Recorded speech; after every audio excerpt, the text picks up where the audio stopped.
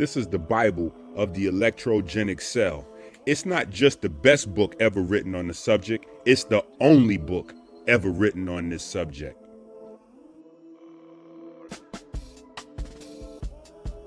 Brought to you by supporters of Christ.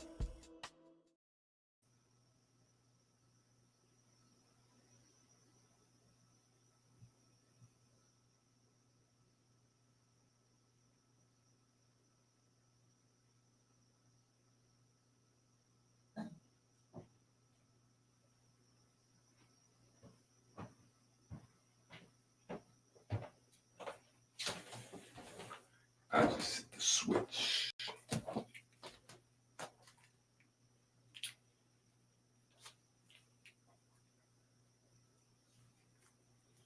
Yep. We up. We up. Let me see. Microphone is good. Yeah, we up. I fell asleep last night. Man, I fell asleep last night.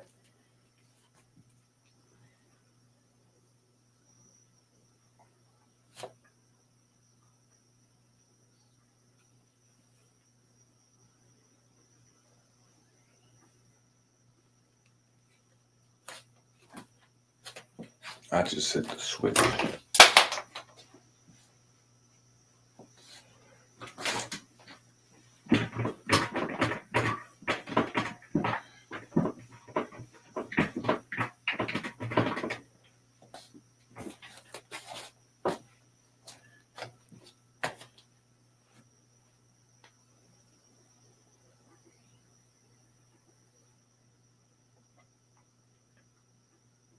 I see you up at the crack of dawn, Z. I had one of those early, super early, go to sleep, wake up super early. You know, you go to sleep too early and then you just wake up super early. Yeah. So, it says no time like the present. We might as well get busy with the get busy. We might as well get busy with the get busy. So we're getting busy with the get busy. Right? Okay. So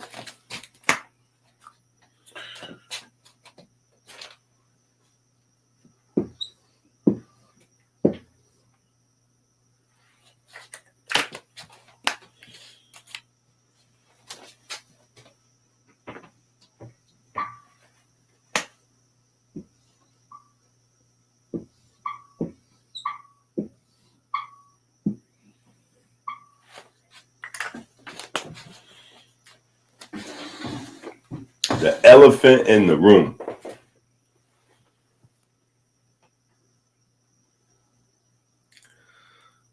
The elephant in the room.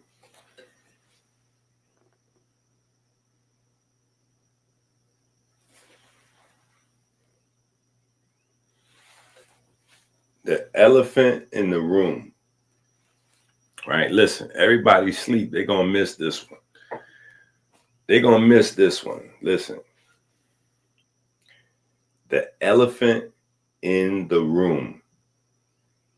Right? And I guess we'll just have to refer back to this video for everybody. Right? We'll just have to refer back to this one for everybody. Because they're gonna miss. Yeah, they're gonna miss this one. This is an important one. And I don't know how long this video is gonna be. So we could be up here talking for 5 hours. Or we could be out of here in 60 minutes.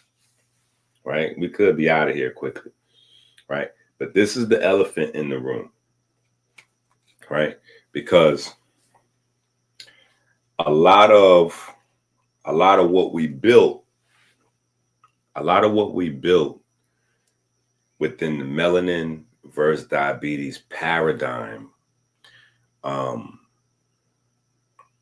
mean, a lot of it was built on just, 10, 20 years of research, right? But then there's a good portion where once I stumbled onto the research from Mount Sinai, right? Things went quickly, right? Things went quickly.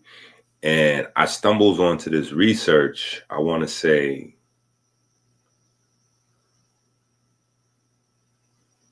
right before the pandemic happens. Right before the pandemic happens, within a year, right? Within a year. So, yeah, I get wind of it maybe. I'm already in a certain bag in terms of pancreas regeneration, beta cell, alpha cell, right? So let's put these up here. Let's go purple phase, and then let's go beta cell. Yeah, beta and alpha cell.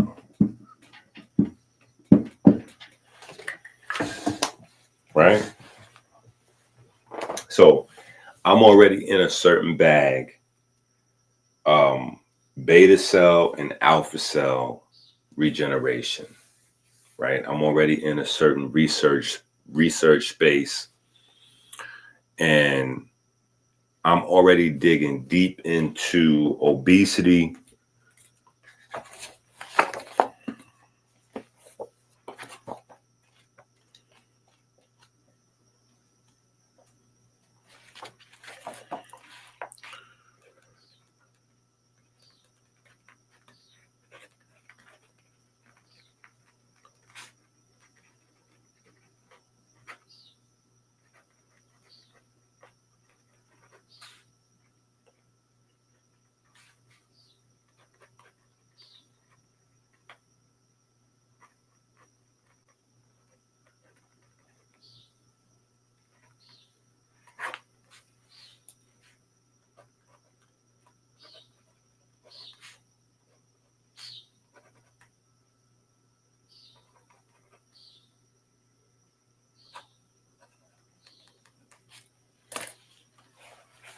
Right? I'm already just in this pocket.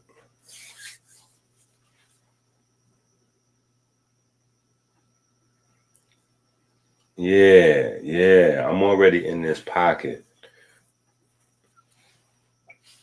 I'm already in this pocket. Right? I'm already in this pocket. And so being in the diabetes pocket, being in the pancreas regeneration pocket, being in the obesity pocket, right? Digging through this book right here for the 675,000th time, right? Cancer as a Metabolic Disease by Thomas Seyfried. Now, recently, Thomas Seyfried has begun to get his flowers on the internet, right? Recently, he's been getting some flowers on the internet, but that's only been because of some, I want to say, some fluke discoveries, right? Some fluke discoveries. And because of some fluke discoveries, Otto Warburg is gone. So you'll hear people mention Otto Warburg and discussing specific disease models and oxygen, right? And this is the oxygen culture, right? That's what we own, like the God shoe, right? Like literally inspiration, right? The God shoe, the breath, right? We want to thank the Most High every day, every moment of every second for not just the light and our breath, but the light in our breath, right? So Thomas Seyfried has been getting his flowers for his research because of some fluke research. And I'm only saying fluke because I don't believe in coincidence, but I'm only saying fluke because it wasn't purposeful where, the direction changed, at least not in the minds of men. I believe that we always being directed, but that's the bag Thomas Seyfried is in, right? He's in the oxygen cellular respiration space in terms of mitochondria and cancer and food metabolism, and how food metabolism basically causes problems with cellular respiration that can lead to cancer, right? And when I say food, obviously I'm not talking about, natural foods. I'm talking about processed food, junk food. The same thing that takes us down this road here, right? The same thing that takes us down this road here, right? So make sure you have your book. If you don't have the Melanin is Anabolic book, go to Amazon now, add that to your cart and check out. In fact, if you do not have this book, you need to have this book, right? We're going to discuss this book a little bit today. This is the Poor Abs Journal, right? You need to have the Poor Abs Journal, right? The Poor Abs Journal is an amalgamation of different people that I've worked with over the 10 years of doing the 40-day fast. And it journeys through the changes from a clinical standpoint that you go through as you're going through the 40 days, as you're, doing your micro workouts and all of those things, as you are utilizing glucagon instead of insulin, right? As you're using glucagon instead of insulin, right? Now, here is where we at? 12 minutes in, 13 minutes in. Okay, so here's the GLP-1 lie. Actually, you know what? Maybe it'd be better instead of me presenting it. Let me just see if I type in GLP-1 on the internet, or rather, if I type in Ozempic, let me see what happens. If I type in Ozempic.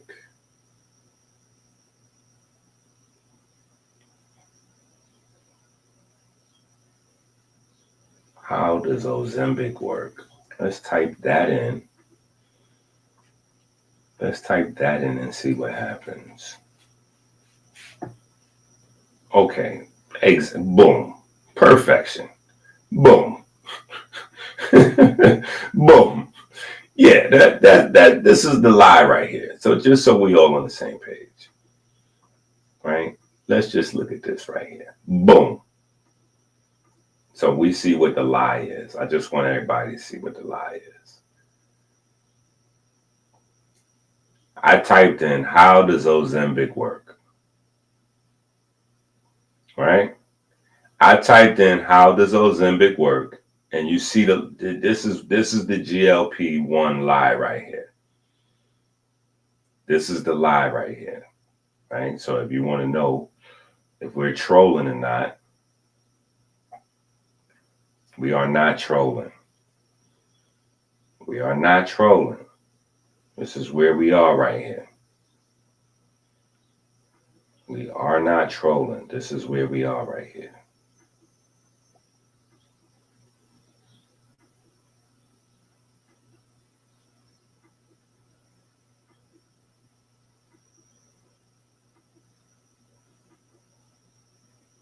So I want you to understand some stuff, right? I want you to understand some stuff, especially as we go through these 15 weeks, right? Remember,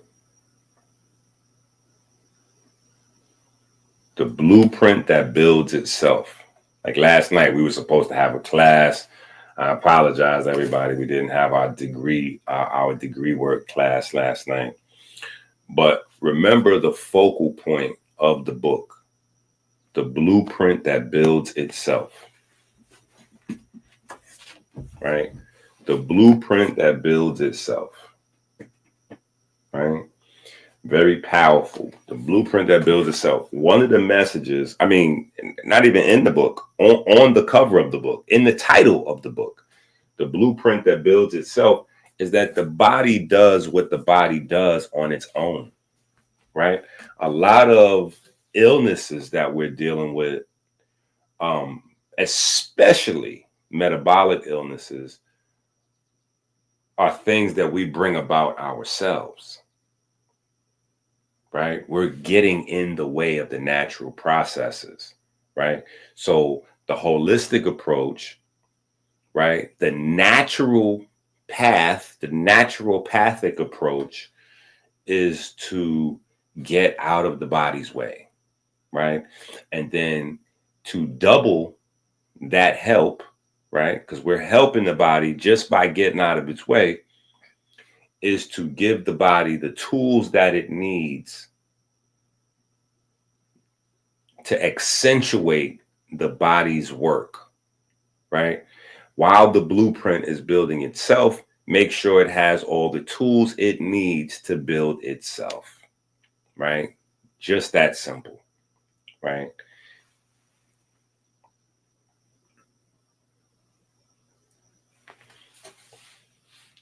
That's where we got to kind of understand this. That's where we got to kind of understand this, because this is a very important key piece to everything that we're doing, right? And the reason I'm saying that is because, again, divine intelligence, God, Mother Nature, right? However you comfortable with phrasing it, Christ, right? We already have something. Okay, so first things first.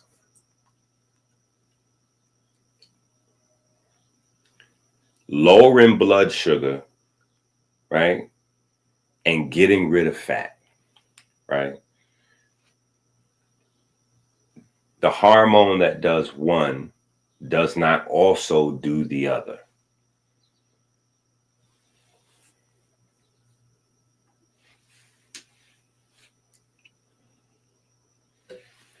The hormone that lowers blood sugar does not also lower fat. I want you to understand that.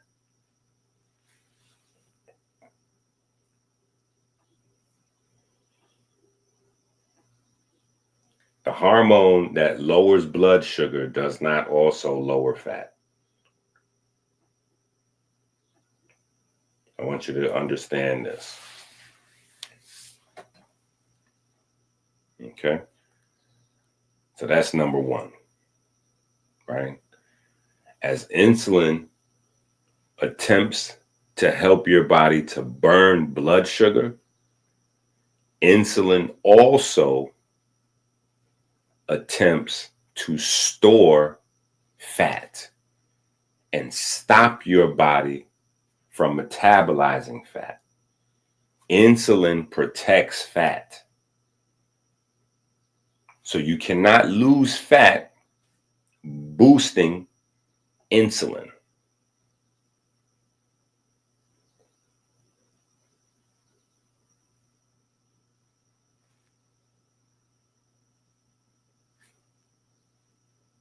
Yeah, when I do a gesture like that, I just want you to let that last thing sink in, like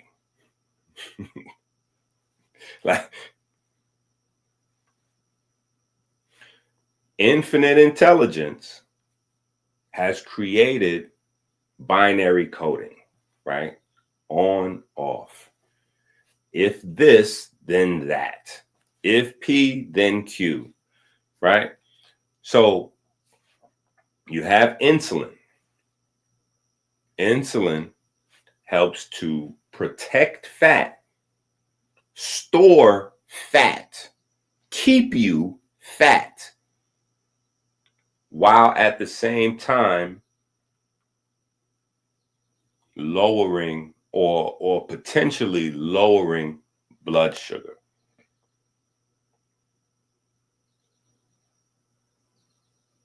Right? Lowering blood sugar. Potentially, because it's not exactly. I want you to get this. Like if you get this, first of all, y'all getting this course so far. Everybody who's watching these videos, you're getting this course free. Like this is not going to be free forever, right? After we do this, we're moving this to Patreon, and then from Patreon potentially to some other platforms. So just understand that you guys are like, this is that. Yeah, this is for the love. This is just for the family who is sponsoring it, right? So because you guys are sponsoring it, pretty much grab the book on Amazon, classes are free, right? It's not going to be that way forever. So don't underestimate the value, right? Because just today's conversation alone is worth much more than its weight in gold, right? Because there are people that are making billions of dollars from the fact that people don't know this. I'm not going to say basic information. I'm going to just say nuanced information. There are people that have had diabetes for 20, 30, 40, 50 years and never heard of glucagon before. They never heard of glucagon before. So this is why people believe that GLP-1 is a miracle thing and blah, blah, blah, blah, blah. It's crazy out there in these streets, right? But it's not really that crazy. It's not really that miraculous, and it's not new. And you don't need to purchase it. Like almost none of what people think is accurate, right? So we start with insulin. Insulin protects fat and keeps you fat. Like that's what insulin does. So this is why people who have high insulin levels usually deal with obesity, or people dealing with obesity are also battling diabetes because fat cells like insulin, right? And so as you move through the 15-week course, you'll notice that there are some crazy, this wild, crazy relationship going on between leptin, insulin, and estrogen. Leptin, insulin, and estrogen form like the Bermuda Triangle of biochemistry. Those are like the three ruffians of biochemistry in terms of metabolic disease. They come together. So anybody that's giving you the idea that leptin is somehow the cure, or insulin or estrogen, like those are the ops. Leptin, insulin, and estrogen work together to keep you fat and metabolically upside down, right? So this is where we are. Now, the reason why I say the GPL1 lie, right? The lie is here, right? GLP-1 stimulates the pancreas to produce more insulin, which helps lower blood sugar levels, right? Contextually, that is a lie, right? Contextually, that is a lie, right? Why am I saying that? Okay, I will show you. In fact, I will let them show you.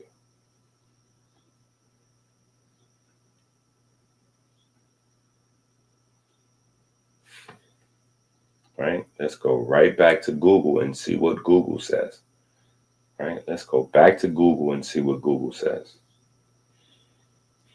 Glucagon is a hormone produced by the pancreas that plays a key role in regulating blood glucose levels. It works in opposition to insulin. It works in opposition to insulin. It works in opposition to insulin. It works in opposition to insulin.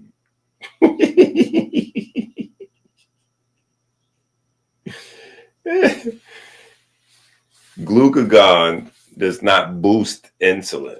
Glucagon and insulin are the ops. Insulin stores fat and tells muscle cells to absorb blood sugar, right? But here's the thing you have to know about insulin, right? Okay, first of all, muscle cells and fat cells are ops as well, right? Muscle cells and fat cells are ops as well, right? So just because you tell something to one group and the one group listens, it doesn't mean the other group is going to listen. I want you to get this, like this, because this is important what we're going through today. You know what I'm saying? I might be trolling a little bit, but this is important. So boosting insulin, right? Insulin tells the fat cells, get fatter. It helps the fat cells to get fatter. It protects the fat cells by blocking any attempt your body is making to get rid of fat or metabolize fat, right? Now, at the same time, insulin is telling the muscle cells, hey, why don't y'all go on ahead and clear up this sugar, right? Clear up this sugar. Now, insulin resistance is highly associated, almost totally synonymous with diabetes, right? Here's the thing. Insulin resistance of muscle cells does not mean insulin resistance of fat cells. In fact, the opposite is true. Insulin resistance of muscle cells seems to make the fat cells much more receptive to insulin. Insulin resistance of muscle tissue seems to make insulin much more powerful at blocking fat metabolism in your body. I need y'all to get this.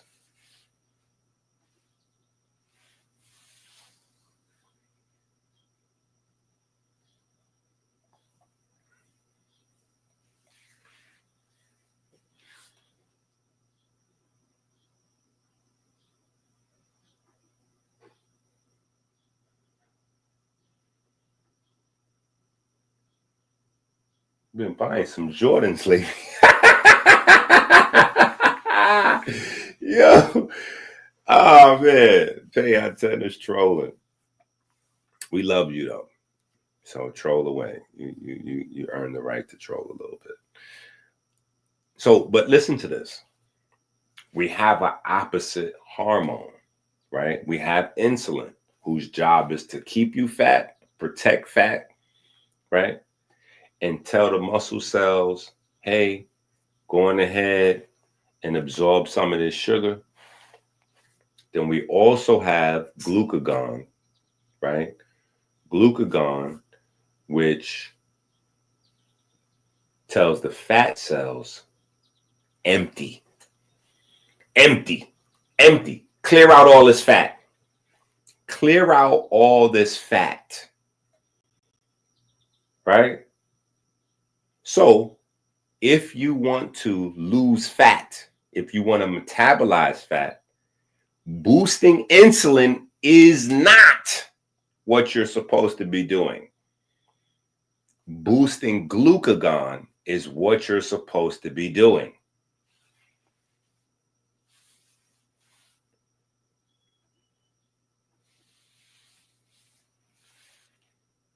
I want y'all to understand this, right? Sometimes a thing is scientifically true, right? Like, have you ever wondered how is it that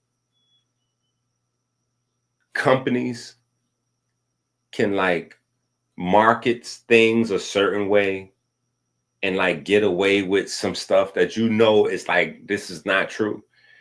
And you're like, yo, how do they get away with this stuff legally? Well, because scientifically things can be true, but marketed to the public differently.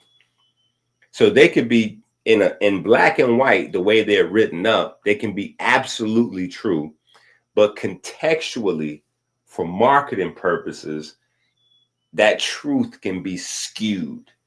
It can be exaggerated. It can be, the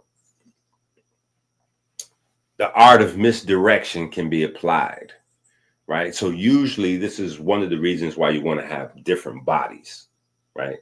So if anything comes back, it blows back on a marketing company, right? As opposed to like what's going on right now with Kendrick and them, TDE and Kendrick, right? So there's a whole big thing to look for this guy named Kojo. I don't know if y'all paying attention to this stuff, but they're looking for Kojo, a guy named Kojo, because Kojo apparently is the marketing guy. So he's going to wind up being the scapegoat, like when they trying to figure out the JFK thing and they got, what's the guy named Oswald or whatever his name?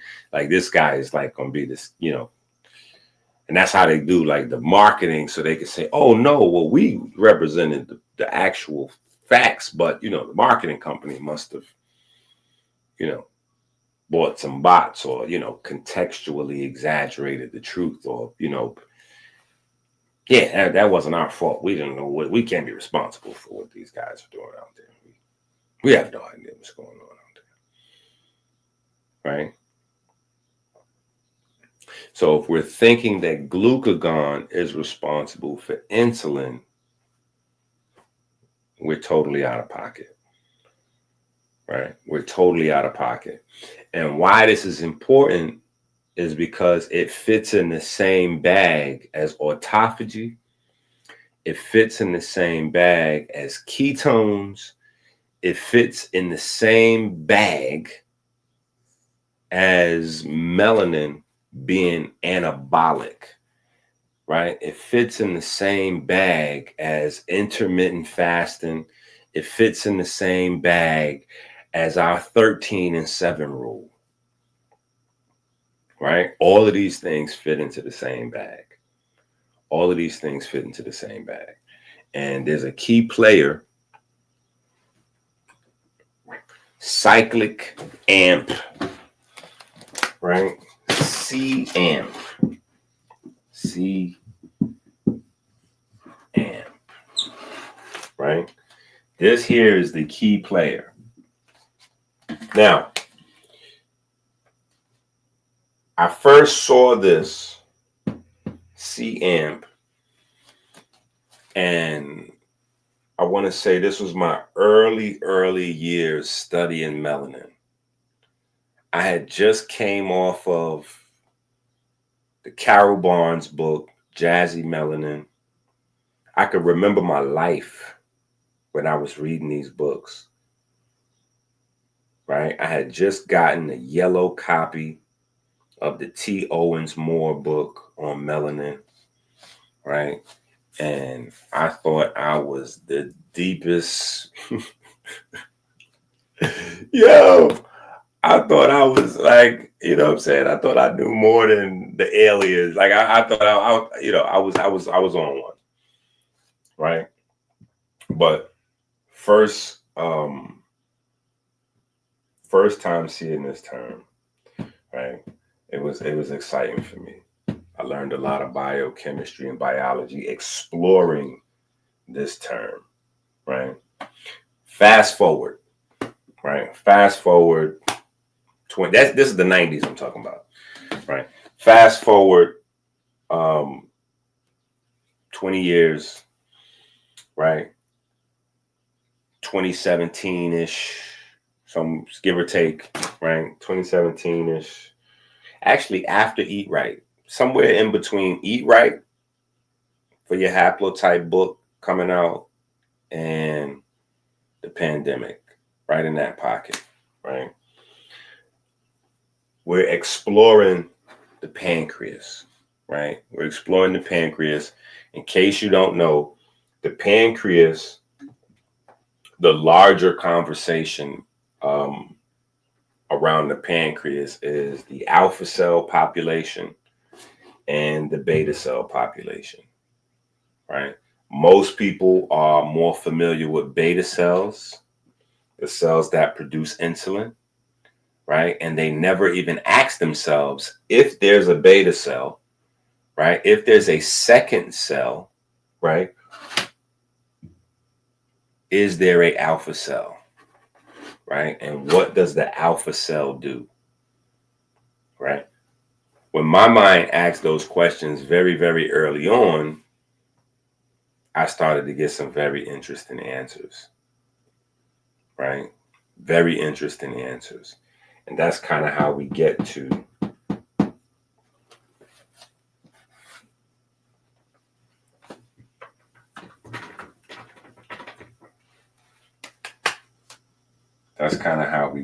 this guy.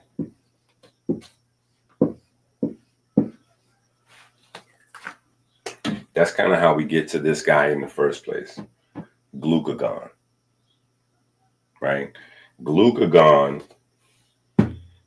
is a byproduct of alpha cell activity, right? The liver and the alpha cells. Glucagon, right? The liver and the alpha cells works together to give you glucagon. Now, glucagon is the complete opposite of insulin. Insulin protects the fat cells, keeps you fat, while attempting to tell your muscle cells metabolize sugar. Glucagon, on the other hand, empties fat cells into the blood,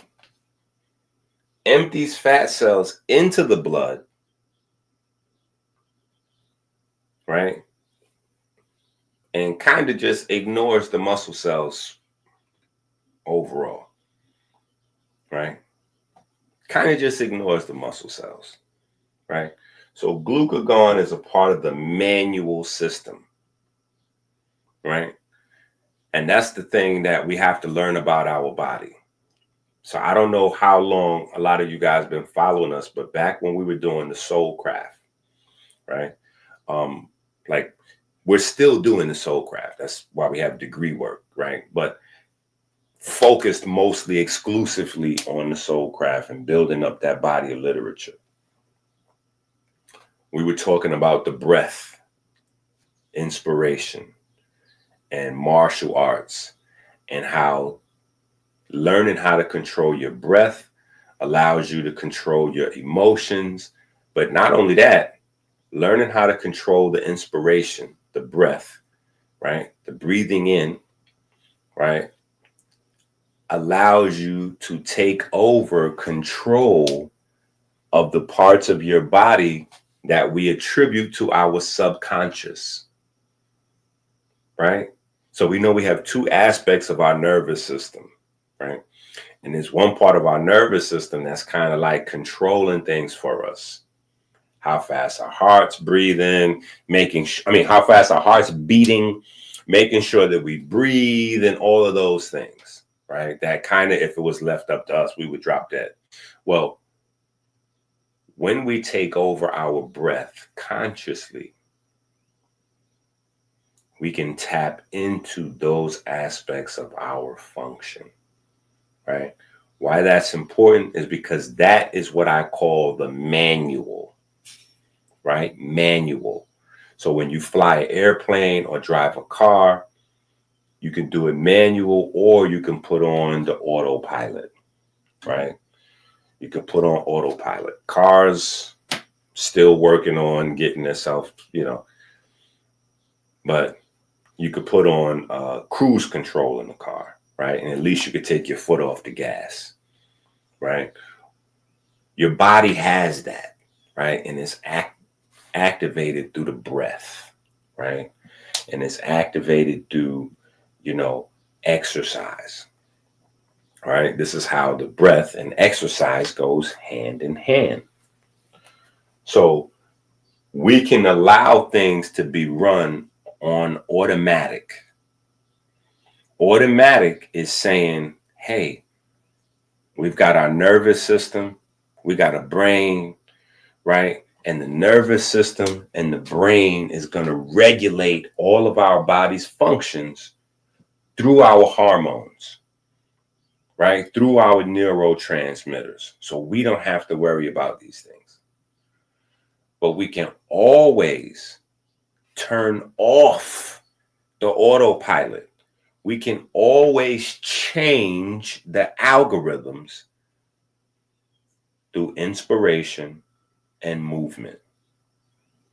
Inspiration and movement existed before the hormones, right? Inspiration and movement existed before complex organisms. So that's the manual system to life forms.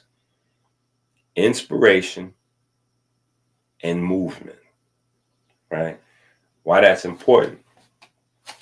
Because if you're not switching that vehicle of yours, if you're not switching that body of yours to manual, glucagon will seem like the ops. Especially when you hear that high blood sugar is the devil.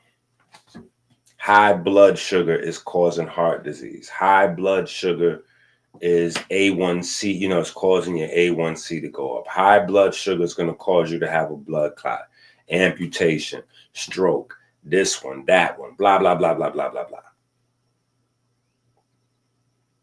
High blood sugar, though, is not necessarily diabetes. So there's a difference. Diabetes is a whole slew, a whole situation. And high blood sugar is a part of the set of symptoms associated with diabetes, but high blood sugar is not diabetes.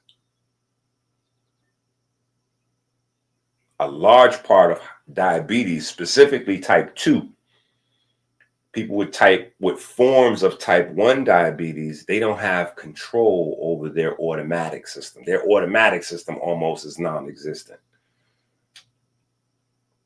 But people with type 2, they are over trusting the automatic system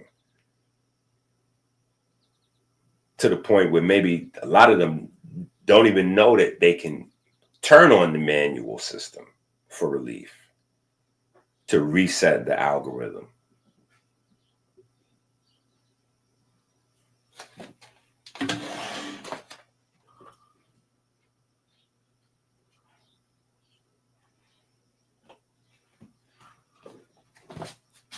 All right. So now, when you fast, when you go for 12 or 13 hours with no food,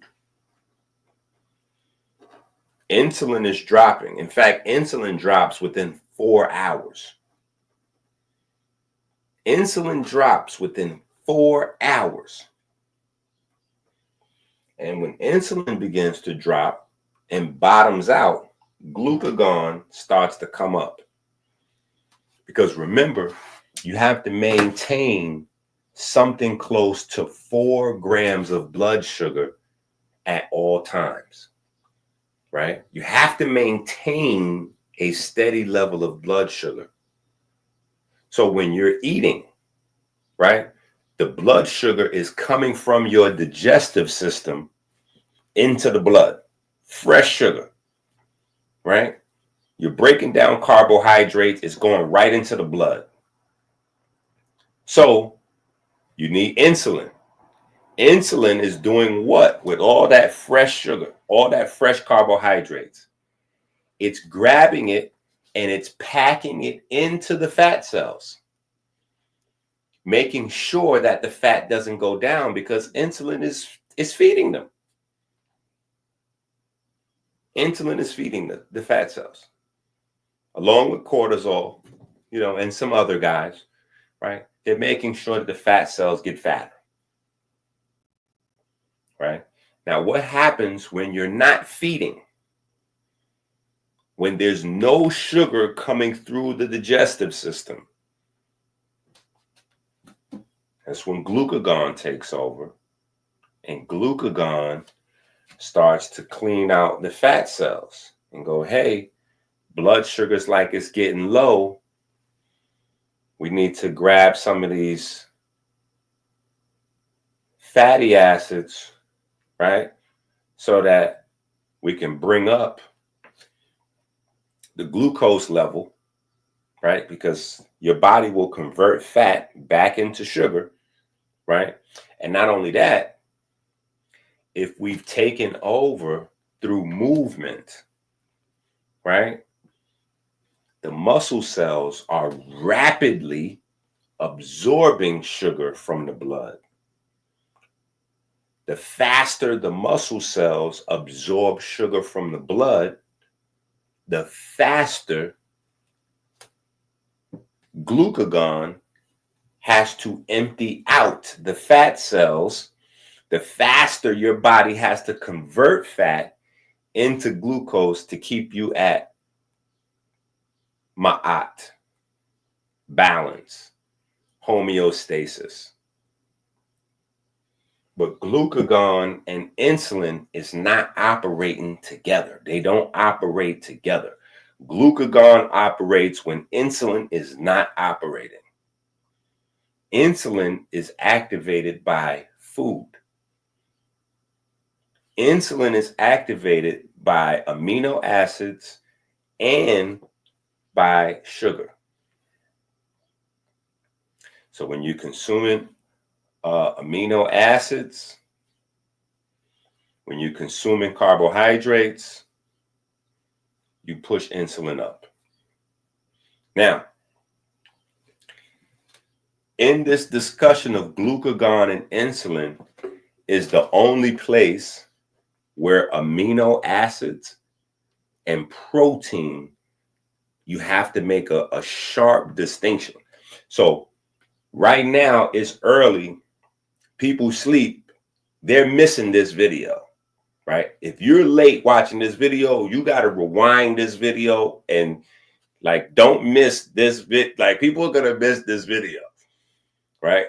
We're going to have to remind people, go back and watch, what is this, week 2? Yeah, day 1, week 2, day 1. We're going to have to remind folks because this is an important conversation for this whole 15-week study, right? This is a very important conversation for the whole 15 weeks. This whole glucagon, insulin, this is the whole, it's $1 trillion global industry built on the balance of glucagon and insulin. $1 trillion. And I don't mean over multiple years. I mean more than $1 trillion per year.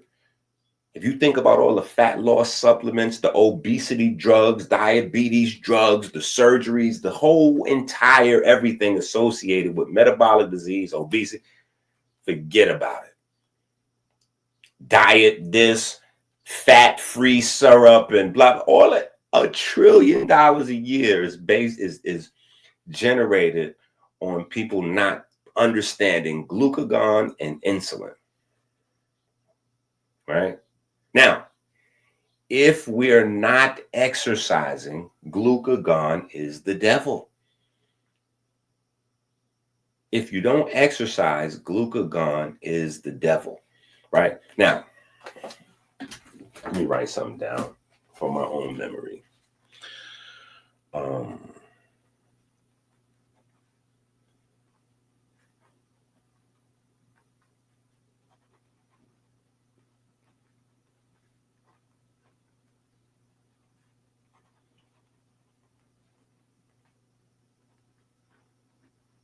Yeah, because we got to talk about this too. Yeah, I got to remember we got to talk about that too. So, glucagon does not operate at the same time as insulin does. And when we consume amino acids, because a lot of us, we on protein shakes. A lot of us is on protein powder. I'm on protein powder, right? I give protein powders to my children. So don't think like, oh, Inky getting ready to attack protein powder. No. Protein powder is legit, right? At least as far as I know. I don't know, give it a year or two. Who knows what, But no. Protein powder is legit, right? But I just want you to know that protein powder boosts insulin. So I just don't want you, I want to be as clear as possible. If we're trying to regulate our body's production of glucagon versus insulin, right? I don't want you to be watching all of these goofy channels and you listening to folks telling you on carnivore, paleo, whatever, right? And so you went on no carbs, no fat, or no carbs, low fat, and you on, protein, high protein, only protein, exclusively protein, Atkins, right? Whatever. Because you want to lower insulin, right? And in your mind, you've only associated insulin with sugar or carbohydrates. You will not get the results you're looking for because amino acids stimulate insulin the same way as sugar does. Amino acids stimulates insulin the same way as sugar does. So when you have a smoothie and you got sweet tastes and blah, blah, blah, and all that's in there, right? And you put protein powder, just know that's an insulin bomb. That's an insulin bomb. Your insulin getting ready to go boom. So if you're doing that on some weight loss, whatever, or you trying to do the diabetes thing and get your insulin, like that's definitely not what you want to be doing. That's definitely not what you want to be doing. Now, Blue Magic, CMOS, great, right? Because CMOS, like oats, like fiber, creates gel, right? Anything that gels blunts the speed at which sugar, carbohydrates, amino acids reach the blood. So it slows down the insulin response, right? It's even more powerful if there's no sugar in the moss, right? If there's no sugar in the gel, right? If you have in protein, right? This is an advantage over protein food versus powder, right? This is not really like an animal versus vegan thing though, right? Because if you're getting your protein from, beans, quinoa, in this respect, it's the exact same as if you're getting it from chicken or steak, right? If you're getting your protein in the form of food, it does not boost the insulin level the same. It does boost the insulin level as your body breaks down the quinoa or the hemp, whatever, the lentils, right? As your body breaks down the steak, the chicken, the eggs, as your body breaks down the protein, right? So remember, your body cannot use protein, right?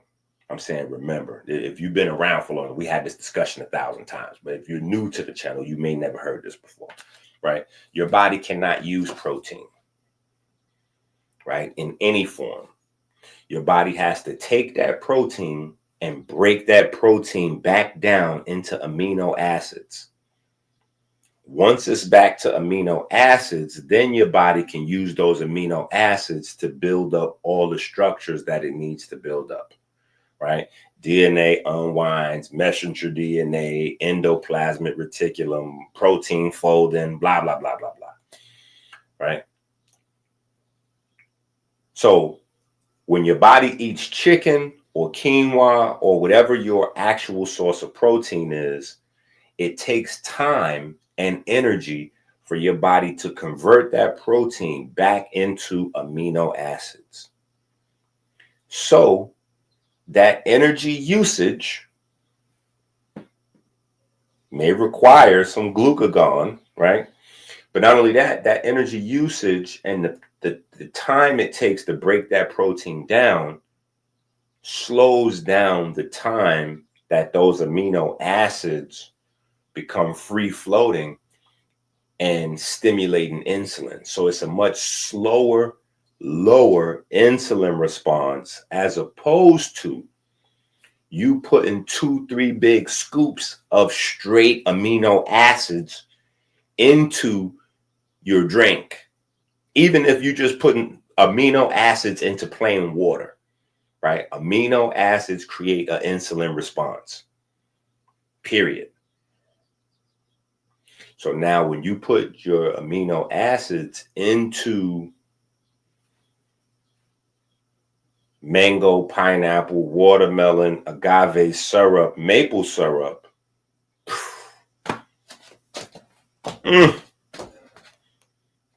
oh, I hope you're getting ready to lift some weights after that. I hope you're getting ready to do some push-ups after that, right? I hope you're getting ready to get 5 miles in after that. I hope. And that's if you make the smoothie in your house. If you go to the tropical, if you go to one of them smoothie places and get the smoothie, where they're not even using fresh fruits, they're using fruits from a can, which means it's stored in syrup to preserve it, because the smoothie chain doesn't want to lose money on wasting produce. If you go to a smoothie bar, they probably have I'll say about half the smoothie bars, the juice bars, have fresh fruit.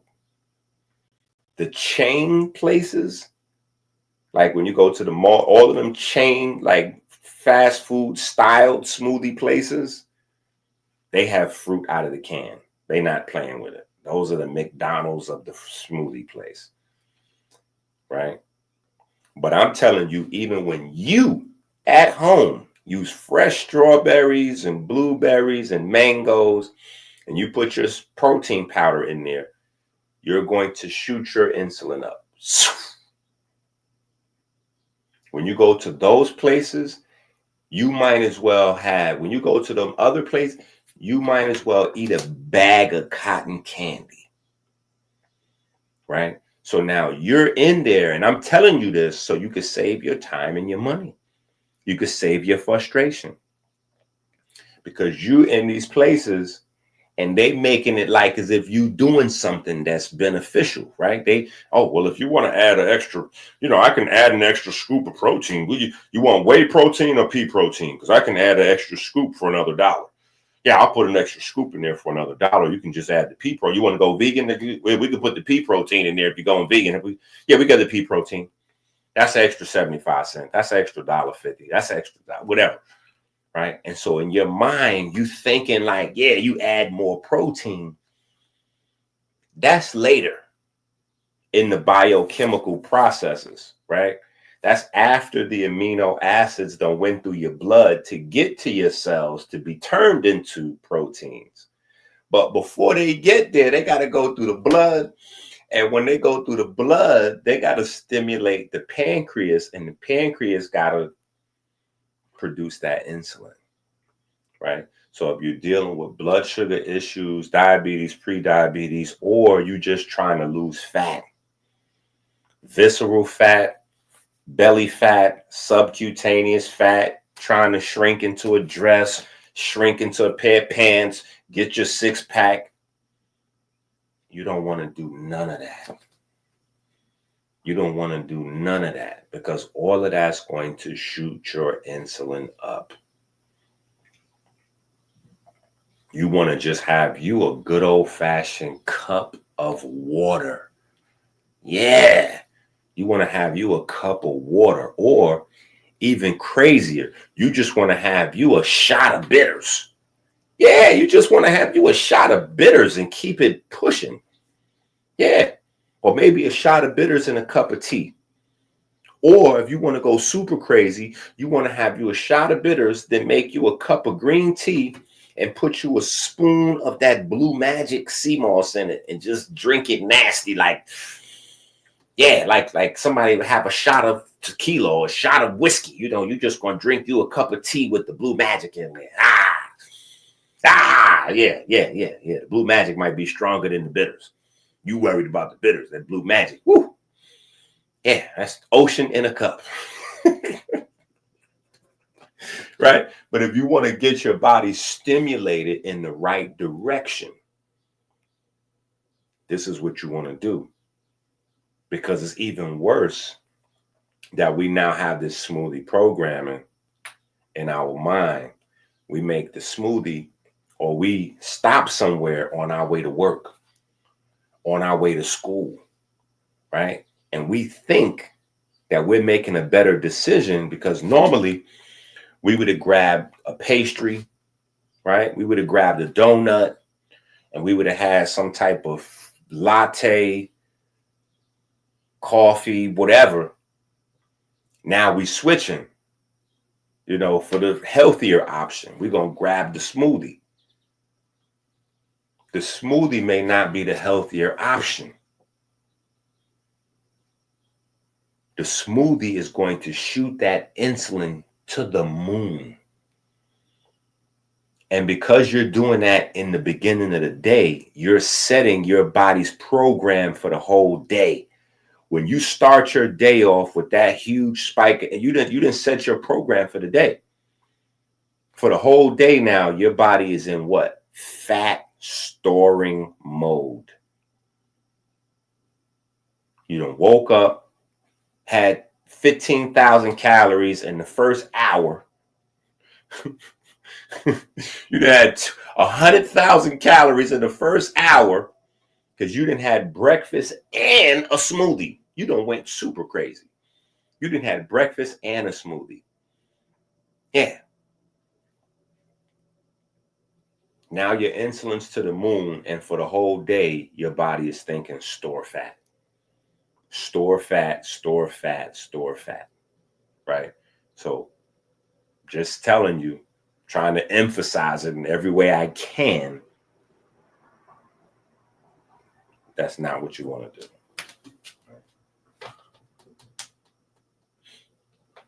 That is not what you want to do, right? That's why we're having this discussion.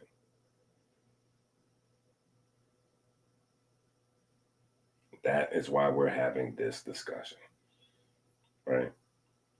What you want to do is boost glucagon, right? You want to boost the glucagon in your body, right? And when you boost glucagon, you have to be moving. right? That's the whole idea about getting the metabolism going. That's the whole idea about making sure your iodine levels are right, right? Getting in the exercise or having, you know, doing the prayer 3 to 5 times a day, right? So that your non-exercise, your resting metabolism rate, right? So that you have a unique combination amongst the American population. Let me tell you what a unique combination is. A unique combination is a rare combination, but the one I'm talking about in specific is a very low heart rate, a resting heart rate of 60 or below, while at the same time having a fast metabolism. Having a fast metabolism and a low heart rate. That's healthy. If you want some, because on the internet, people focus on disease markers.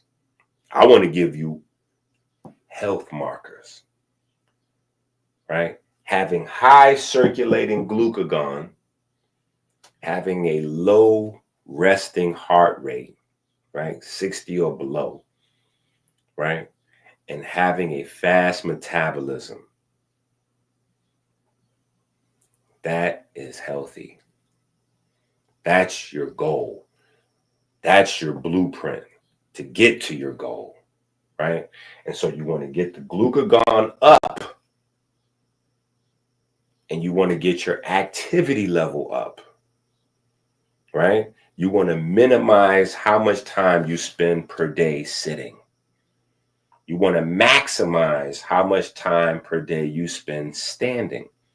And it's a lot easier to walk than to stand. I know that may not sound intuitively correct. Like, wait a minute, standing, I should be able to stand easier than walk. But for some reason, it's easier to walk than stand, right? After you stand for like 20 minutes or so, you need to sit down.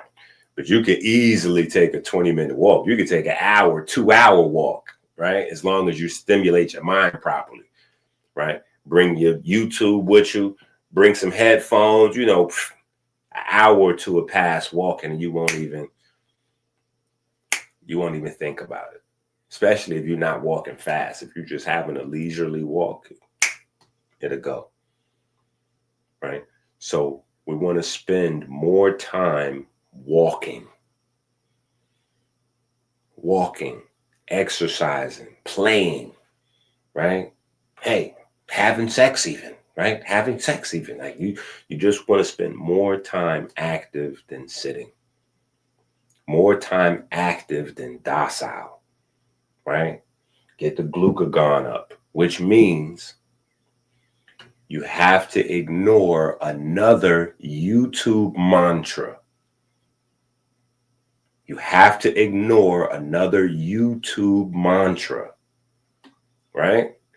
The YouTube mantra is you need to eat 5 to 7 times a day.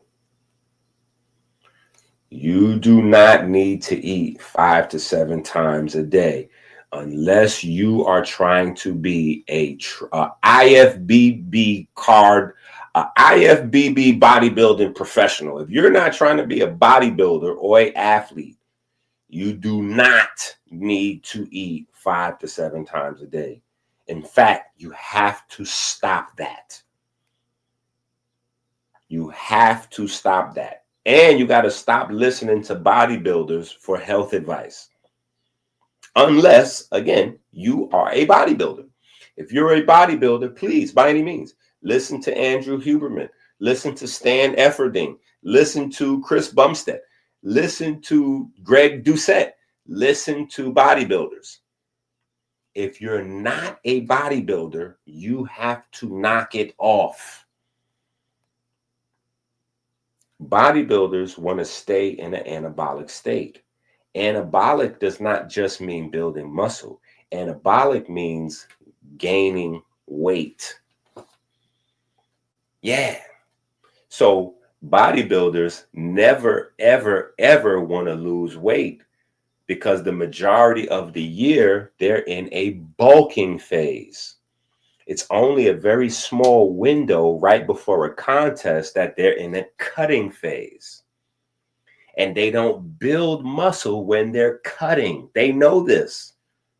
See, bodybuilders know this, but people watching bodybuilders may not know this. They build their muscle in the bulking phase, which is the reason why bulking exists. And when they're bulking, they're trying to get as big as humanly possible, which means they're putting on muscle, fat, and everything in between. Then when it's time to cut, they're trying to get rid of the sugar and the fat so that their subcutaneous fat goes down and their skin lays flat against their actual muscles. So now they look ripped, right? Because it's the subcutaneous fat that is in between your muscles and your skin. So you can't see your muscles, right? It's not that you don't have a six pack, it's that you can't see your six pack.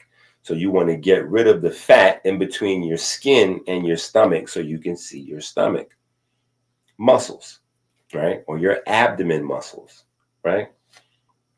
So you have to stop watching these guys and listening to these guys unless you're trying to be these guys. Why? I already told you. Insulin takes 4 to 5 hours to go down. So that means between the time you eat, you have another 5 hours before glucagon starts being produced in your body. 5 hours. Doesn't matter what you eat.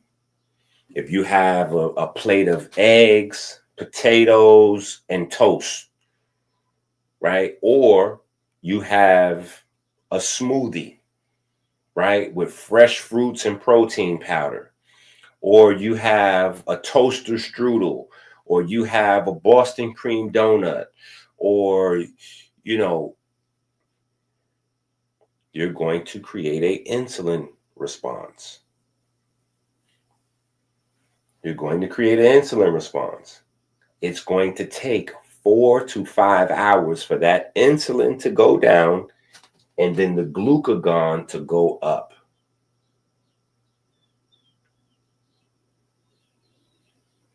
Back in the 60s and the 50s and before then, right, when our eating patterns were based on the Bible, which was based on Kemet, and we ate according to the sun, sunrise, noon, sunset, right? Midnight, we're supposed to be asleep, so we're eating sunrise, noon, sunset. Boom. Family's supposed to have dinner about 5 or 6 o'clock. That's supposed to be the last time you eat. Boom. That's that. That gives your body time, right? Because you're eating every 6 hours. So typically you have time for the insulin to do its thing, and then you have time, you're giving yourself like a 2-hour window where the glucagon can now be produced, right? Where the glucagon can now be produced and your activity level plus the glucagon can clear out your blood. Can clear out your blood and bring down the fat cells. So you didn't notice people getting fat. So this is where the origin of people getting wealthy and also getting fat came into our minds, because we didn't see people in their 20s and 30s and 40s getting fat, because they was raising their family, they working every day, and just their normal day to day, along with eating even the worst food, but eating the worst food spaced out. 6, 7 o'clock in the morning, 12, 1 o'clock in the afternoon, then 5, 6, maybe a late dinner at 7 o'clock. That spacing kept people relatively healthy, along with just natural basic activity level. right? Unless people had money, which means they weren't doing too much throughout the day, right? You know, and when I say that, I don't mean mental work, like taking calls and meetings. I mean physical labor, right? We didn't have all this entrepreneur internet home working. You know what I'm saying? It was a lot more hands-on, you know, even for ladies, right? It was a lot more hands-on manual labor, right? So when you were working, you were really working, right? You were really working. The seamstress had to really work, right? You know what I'm saying? Men had to really use their hands and lift and carry, and, you know, like you was really working. Well, that manual labor plus the spacing out of meals spaced out insulin and allowed insulin to work 4 hours and then glucagon to work another 2 hours before you ate again. Now you have this idea you're supposed to eat 5 to 7 times a day. If you're awake for 16 hours and you eat 5 times, that means you're eating every 3 hours. Right? That means you're eating every 3 hours. Well, if it takes insulin 4.5 hours to dissipate and you're eating every 3 hours, that means you're amplifying insulin, right? And that's the connection between diabetes, obesity, and cancer. That's the connection. That's one of the connections between diabetes, obesity, diabetes and obesity, diabetes or, right? So we can say diabetes and or obesity and cancer. Cancer cells typically have a lot more insulin receptors than regular healthy cells. When you eat again and again and again, without letting insulin crash, without letting insulin disappear, without allowing glucagon to be produced, your cells are getting more and more insulin receptors. So is that going to cause them to become cancerous? No. But is that going to help out? Absolutely. Right? Insulin receptors are not permanent fixtures. Right? Insulin receptors are not permanent fixtures. Insulin receptors are there while insulin levels are high. But if you're eating every 3 hours and it takes 4.5 hours for insulin to disappear, technically you're keeping your insulin high the entire day that you're awake because you're eating every 3 hours, right? You're eating every 3 hours. So you're amplifying the insulin. The insulin's produced, it's elevated. Then before it even could come down off the peak, you're eating again. So now insulin goes higher and higher and higher. So you could be out there working out like a maniac, but the fat levels, right? You doing cardio out the wazoo, but the fat levels never coming down because you never produce the glucagon to empty the fat cells. And so it doesn't matter what you're doing, your fat cell is going to be protected because you got high levels of insulin, right? And this is what helps people that are even skinny fat to stay skinny fat. High levels of insulin, right? You got to get rid of those insulin levels. You know what I'm saying? You have to allow the binary coding to take place. People who are fat, they can fit into that paradigm. Like, oh, I'm not binary. We know you're not binary because clearly we can see that you're not binary. You just insulin.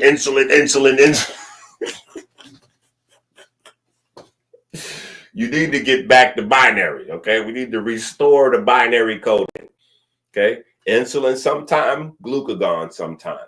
Insulin sometime, glucagon sometime. That's ma'at, right? That's balance.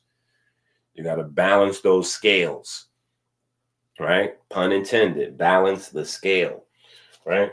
So you got to get the glucagon production. That's where the name literally comes from, glucagon, right? Glucagon will help you to get the glucose gone, right? So I know we spent a long time on that, right? More than intended, but if it helps even just one person figure out what they're doing wrong with their program, why they're not getting the results, etc., it's worth the morning, right? It's worth the morning. Because once I start digging into the pancreas bag, and figuring the whole pancreas out, pancreas is 2 organs in one, right? Endocrine and exocrine, right? The exocrine cells handles, outside of alpha and beta cells, you have exocrine cells that handles alkaline digestive juices. So that's what your pancreas is doing on the front end. On the front end, your pancreas has to help your body to break down food. So 90% of your pancreas is dedicated to that. It's only, 3, 4, 5, 10% of your pancreas that's worried about blood sugar levels and amino acid and all this and all that. Right? So when we start digging into the GLP-1 and the harmine and understanding the connection between the melanin system and beta cells and DIRC1A and CAMP and all of that kind of stuff, that's when it became more abundantly clear that, 3,000, 4,000, 5,000 years ago, they was hip. They was on to something, right? Regular fasting. Regular fasting. Regular fasting. Right? So that's why we implement the 13 and 7 rule. And then obviously the 13 and 7 rule helps the body go some long stretches with low insulin and just high levels of glucagon, right? High levels of glucagon goes hand in hand with high levels of melanin concentrating hormone. Why? Because when you're not eating, right, your body's going to create the hunger signal, melanin concentrating hormone. Yeah, go get you a sandwich. Go have you a snack. You're gonna walk past you're gonna walk past and smell some fried chicken. You're gonna walk past the bakery and smell some hot sugar. You're gonna, yeah. Melanin concentrating. Oh, you might be smoking some weed, or you might walk past somebody else smoking some weed. Something is going to stimulate that melanin concentrating hormone, and you're going to get hungry. Now that determines the next stage of what happens in your biochemistry. Do you get hungry and then go along with it, or do you ignore it? Right? If you ignore the hunger, then your body has to do things to feed itself. So your body has to consume its own fat. Right? Glucagon is a part of your body consuming its own fat. Right? Your body has to produce its own sugars, ketones, right? Your body has to consume its own protein, autophagy, right? Your body has processes to create its own macros, right? We wouldn't be here all these years if our body couldn't last, without a sandwich, if you couldn't survive without some pasta. Right? What will we do without blenders and food processors to make smoothies? Like, what will we do? Right? We already have, things in place for all of these things. So anyway, purple phase is our herbal solution to being able to boost, right, the glucagon response, right? It is the natural approach to the whole GLP-1 harming cascade, right? And madness that's taken over. But we need to know, You don't need anything because these are natural substances produced in your body, but you just can't get in the way of them. You can't watch, a whole bunch of YouTube and you mixing it up. You watching the holistic naturopathic channels mixed with the fitness bodybuilder channel, mixed with the weight loss, and you're thinking in your mind that all of this is quote unquote health information. So you getting ready to mix it up and create your own program. So yeah, you having the protein smoothie in the morning because you seen that on the muscle bound person's page, or you seen it with the girl with the flat stomach and the big booty, and she says she drank this protein shake in the morning and do her squats. And then you seen Dr. Inky, Dr. Sabi, you didn't see, oh, I'm gonna get these herbs from over here. And then you done seen, whoever, Jason Fung, he said to go on this diet plan, and you done mixed all these programs up, and you ain't doing nothing but spending money and getting frustrated in the long run, right? Because some of these things contradicts one another, right?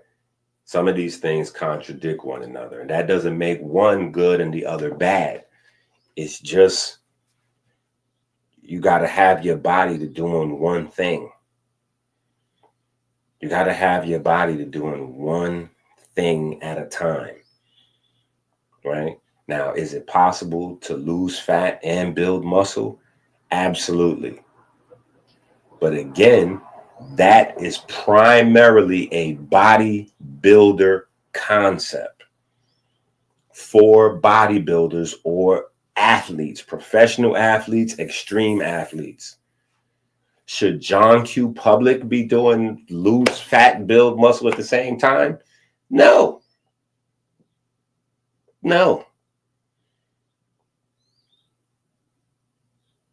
That shouldn't be your goal.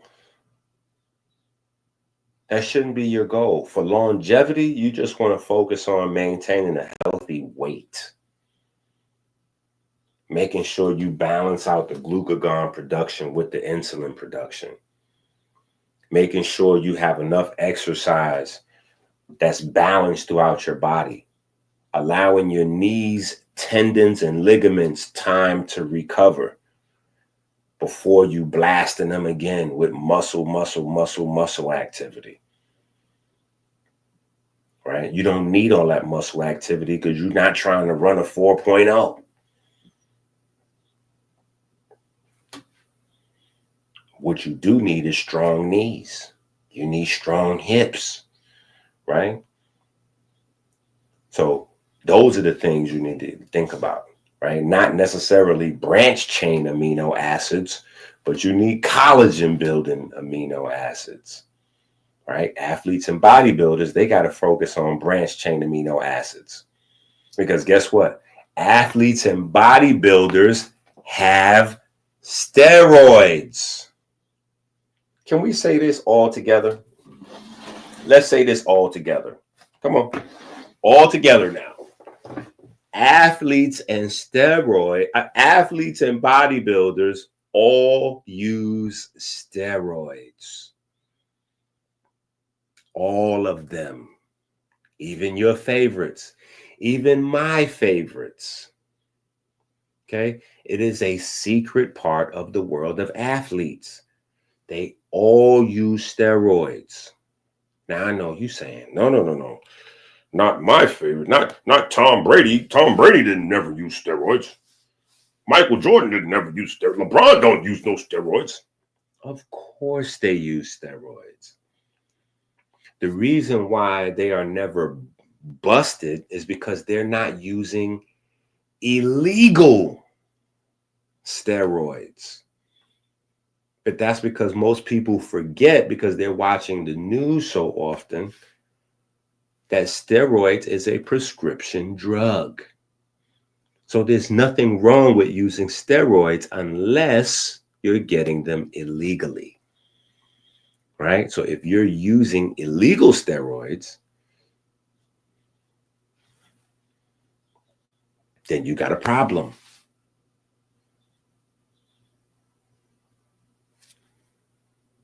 But athletes absolutely get injected by the team doctor with steroids all the time. Yeah. You think Tom Brady played in 7 Super Bowls with all them linebackers taking his head off, and he wasn't getting no cortical, he wasn't getting no inflammation and steroid shots? Are you insane? Of course they was getting shots. You think Michael Jordan was playing 82 games in the basketball season and then into the playoffs without steroid shots? Come on now. Don't be ridiculous. You know what I'm saying? Like, that's the reason why it's so hard to catch athletes using steroids, because you've got to be able to distinguish between what's natural, what's prescribed, and what they did on their own, which is where it gets crazy. Yeah, which is where it gets crazy, right? So if you're not an athlete, you're not trying to be an athlete, you're not a bodybuilder, you're not trying to be a bodybuilder, you gotta stay focused on what you're trying to do, right? You trying to just have longevity. You just trying to be healthy and enjoy life.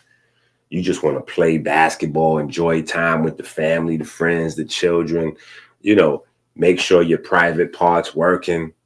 You want to be able to get your lady pregnant, or, if you're a lady, you want to be able to get pregnant, carry a baby to, fruition. Like, you just want to live, right? So you got to make sure that what you're doing is aligned, right? You got to make sure that what you're doing is aligned. You know what I'm saying? Understand what you're doing. That's why for some people, tracking calories can become important. But even tracking calories, if you don't understand calories, it doesn't make sense to track them, right? Because people can track calories all day, but if they don't know the relationship between the calories and the hormone, tracking them is almost like you don't know. You think you having a smoothie in the morning and you doing this, and you think that's health. You don't know that you done spent $45-$50 on that expensive protein powder, and you don't know that's boosting your insulin up through the roof, right? And then some folks is walking around, they not eating no food because they thinking, oh, well, I'm on, low carb, no carb, this, whatever. So they having, oh, I'm gonna have me a protein shake in the morning, then in 11:30, 12 o'clock, I'm gonna have me another protein shake. You're not having protein shakes, you're having amino acid shakes. And because you're having amino acid shakes, you're still boosting that insulin up through the roof.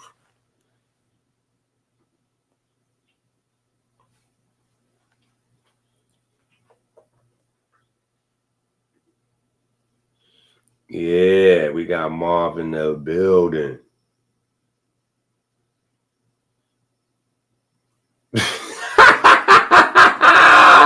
A little HGH ain't never killed nobody.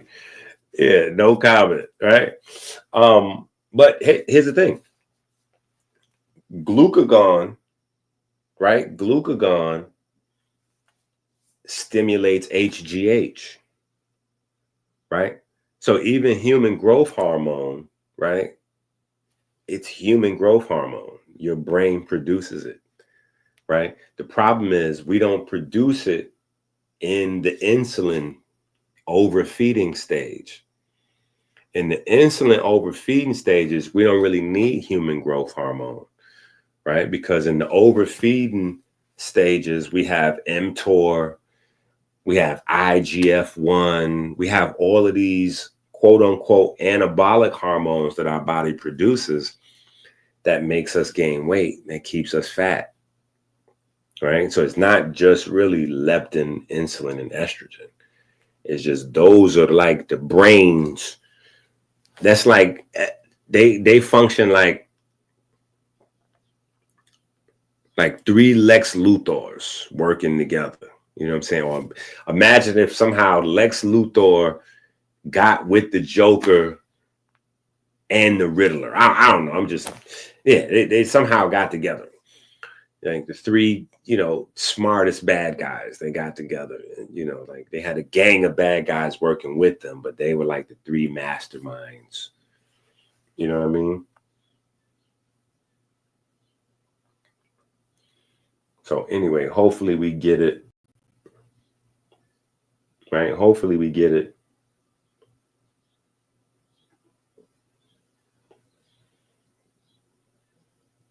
Hopefully that makes sense for the family. Right? And we can get a little bit deeper into, right? So if you're taking notes, make sure you're taking notes, right? Insulin comes from the beta cells. Glucagon comes from the alpha cells, right? Insulin comes from the beta cells. Glucagon comes from the alpha cells.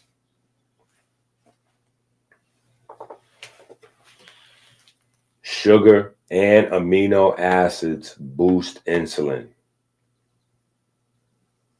Glucagon comes from low blood sugar. Low blood sugar. Low blood sugar stimulates glucagon. High levels of exercise, high levels of movement stimulates glucagon. So not eating and also moving, exercising, stimulates glucagon independent of each other. So when you go on a fast and you're exercising, you're boosting the glucagon levels even higher. Right? Catecholamines boost the glucagon level. Catecholamines, epinephrine, norepinephrine, dopamine. Insulin stores fat. Glucagon metabolizes fat.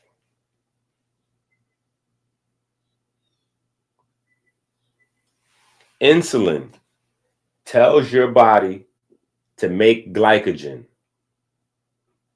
Glycogen is the sugar that goes into the muscles. Insulin tells your body to turn sugar into fat. Insulin stops your body from breaking down fat. Glucagon tells your body to break down glycogen. Break down glycogen so your muscle cells can use it.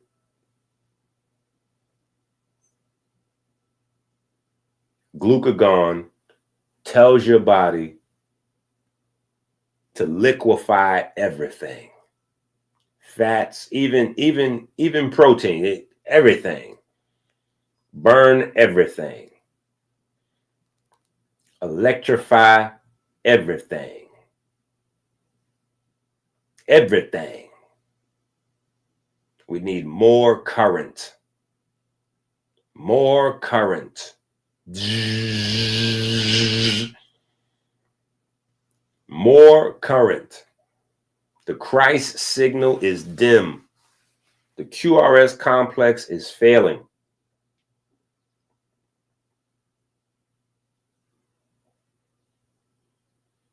Get more blood flow in. Get more oxygen. More inspiration. Glucagon says more inspiration. Insulin says less inspiration. Insulin wants you to breathe less efficiently. Insulin fights VO2 max. The higher your insulin level, the lower your VO2 max. The higher your glucagon levels, the higher your VO2 max. Insulin, are we getting it? Are we getting my insulin glucagon story? Right? Are we getting this story here?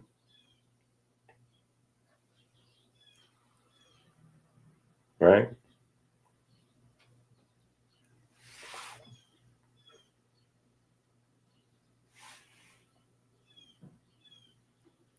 And then we get to this guy, right? Then we get to this guy.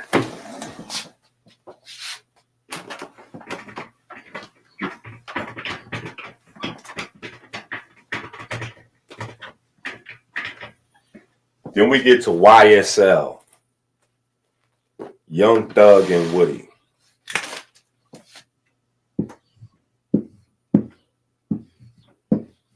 Yeah, I'm just kidding.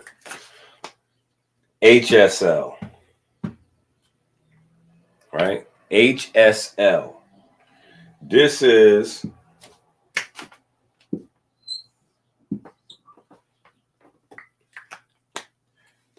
the lipase. Remember, ASE means it's an enzyme, right?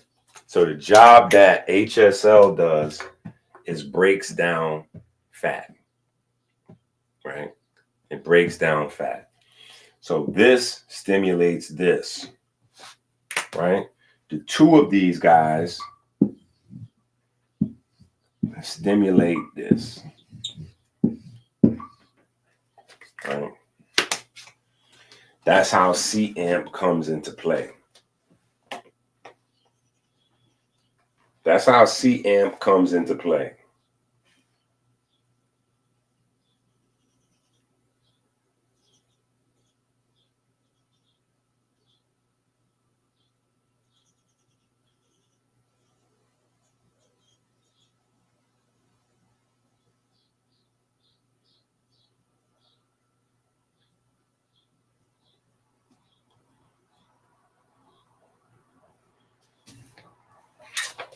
Right?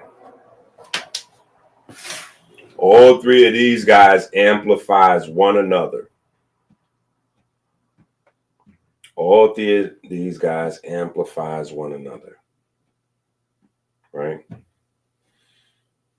So this is how fasting can also be anabolic. Fasting is anabolic. Starving is catabolic. Fasting is anabolic. Starving is catabolic. There's a difference between fasting and starving. I am not a fan of fasting for longer than 48 to 72 hours. Right? And while we're on the subject, please, somebody, please, if I see one more, I swear I'm going to throw up. Please, somebody clip this video and send this part to all of these goofballs out there. Stop doing water fasts. Stop doing water fasts. Please.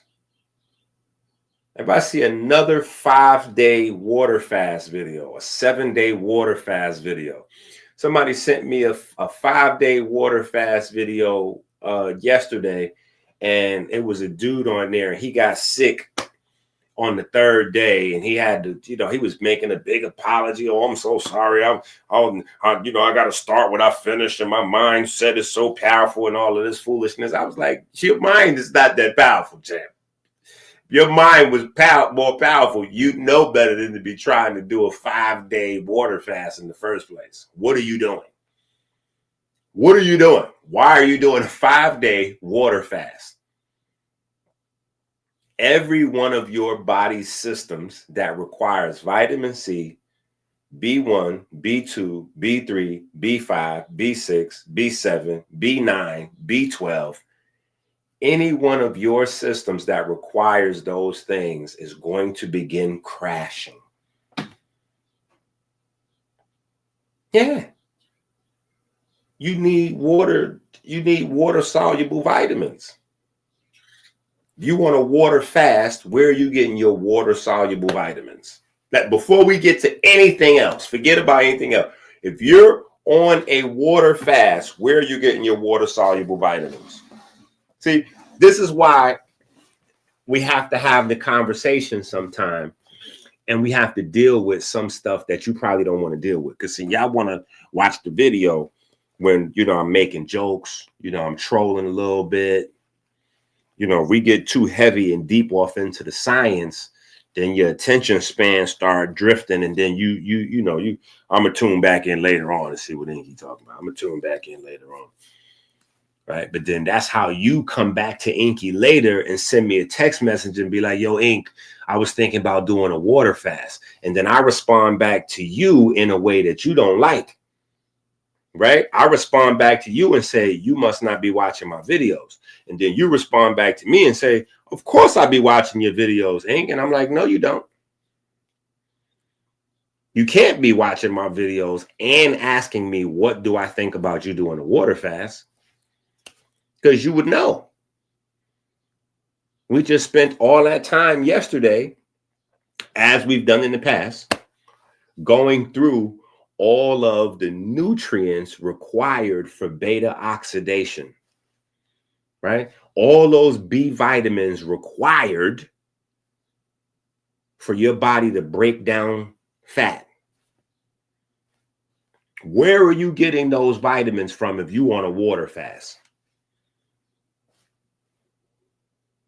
Now, your body can store vitamin A, vitamin D, vitamin E, vitamin K. Your body can store those, right? Glutathione's an antioxidant. Your body can store glutathione for extended periods of time.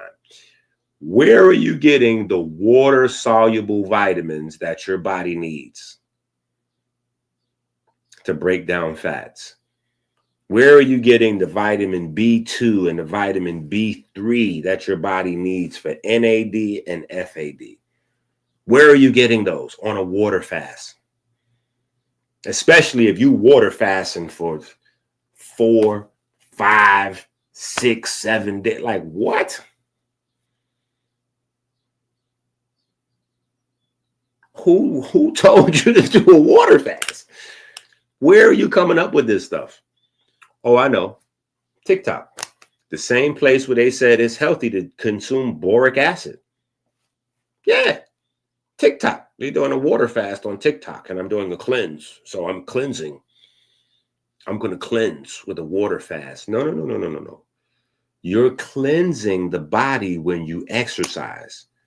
You're cleansing the body with water when you're metabolizing fat. When you're turning fat into electricity, which is making pure water inside your cells, electrogenesis, aquagenesis, when you're doing that, you're cleaning out your cells with water. That's how you do that. Yeah, when you're doing them push-ups, them squats, them toe raises. Yeah. When you're using the 13 and 7 rule, where 12, 13 hours out the day, you don't eat, and you boost the glucagon levels. Oh, yeah. And then you're clean out. Stop being a goofball.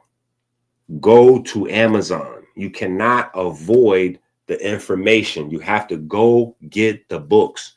You have to read the books. Homeboy would have been better off if he would have went to Amazon, put melanin is anabolic.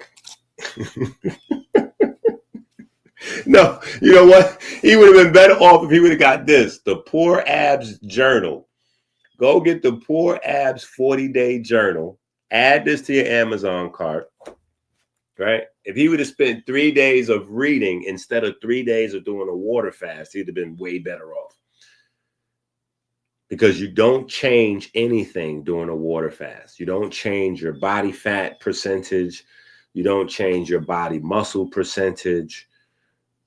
If anything, you just become slightly nutrient deficient. You become slightly nutrient deficient. Your metabolism begins to slow down, not only because you're not consuming any calories, but specifically because where are your B vitamins? Like, where are your B vitamins?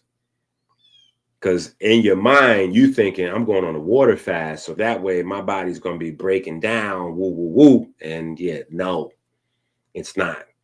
Maybe the first day, because you got whatever you've been eating up until that point. So yeah, maybe the first day, because it takes 9 hours, 12 hours maybe to clean your digestive tract. So you got a little camel hump that can help you get through that first 24 hours. But then that next 24 hours, oh, that's going to get tough. And by the time you get to that third day, now you're asking your body to work without water-soluble vitamins and nutrients. Now you're in trouble. Now you're in trouble. Yeah. So you want to do a 24-hour, 48-hour water fast, tops? Maybe. Have at it. But once you go past 3 days, 4 or 5 days on a water fast, you are nuts. You are nuts. You are trolling. You just doing it for the gram at that point. You're not doing it for your health.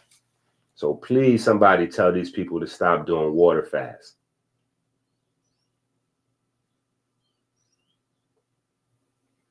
Yeah, please tell these folks stop doing water fast.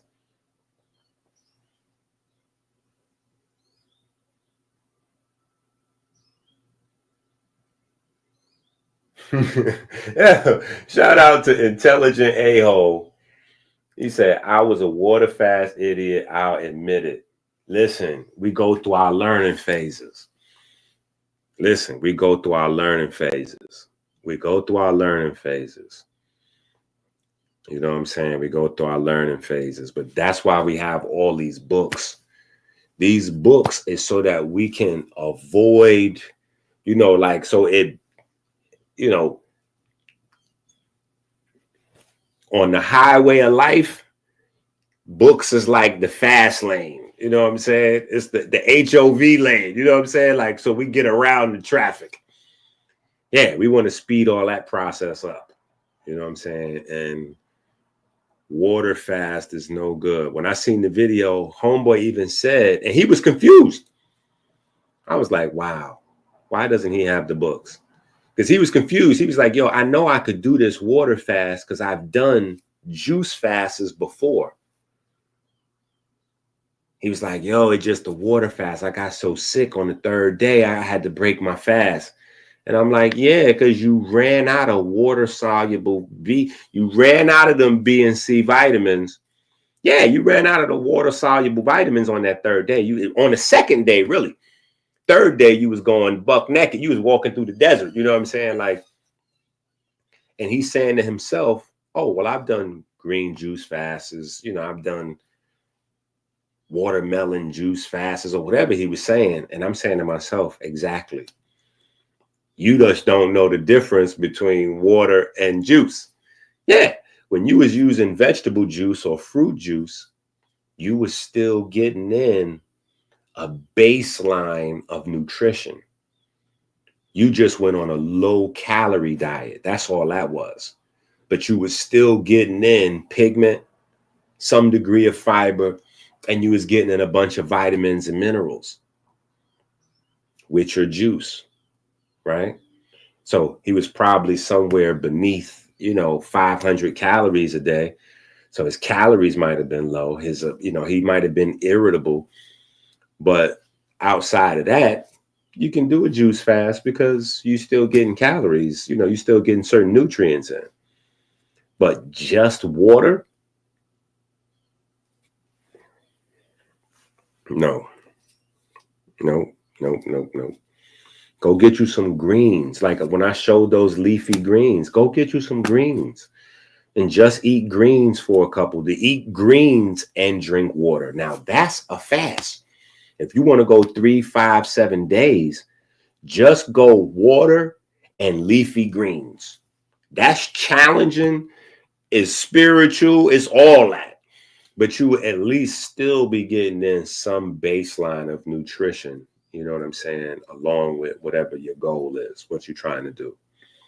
You cannot just go balls to the wall, crazy with the water. And I think the guy was from London, because when I seen the video, he was like throwing money in it. That's what made me watch the whole video, because he looked like a rapper, but he was trying to do like a spiritual thing. So I was interested. I was like, oh, okay, this is definitely somebody who's, you know, he's in search of, you know, he's in search of the information, you know what I'm saying? So somebody, instead of people sending me his video, somebody needs to send him my video. This is going in the wrong direction. Yeah, I can't go find him. He has to come find me. Somebody should have sent him an Amazon link with the books, right? Y'all don't sending the ignorant people to me is not what you need to send me to the ignorant folks. Yeah, that's what, because we got to get, you know, certain, right? Certain little nuanced information. We got to get certain little nuanced information.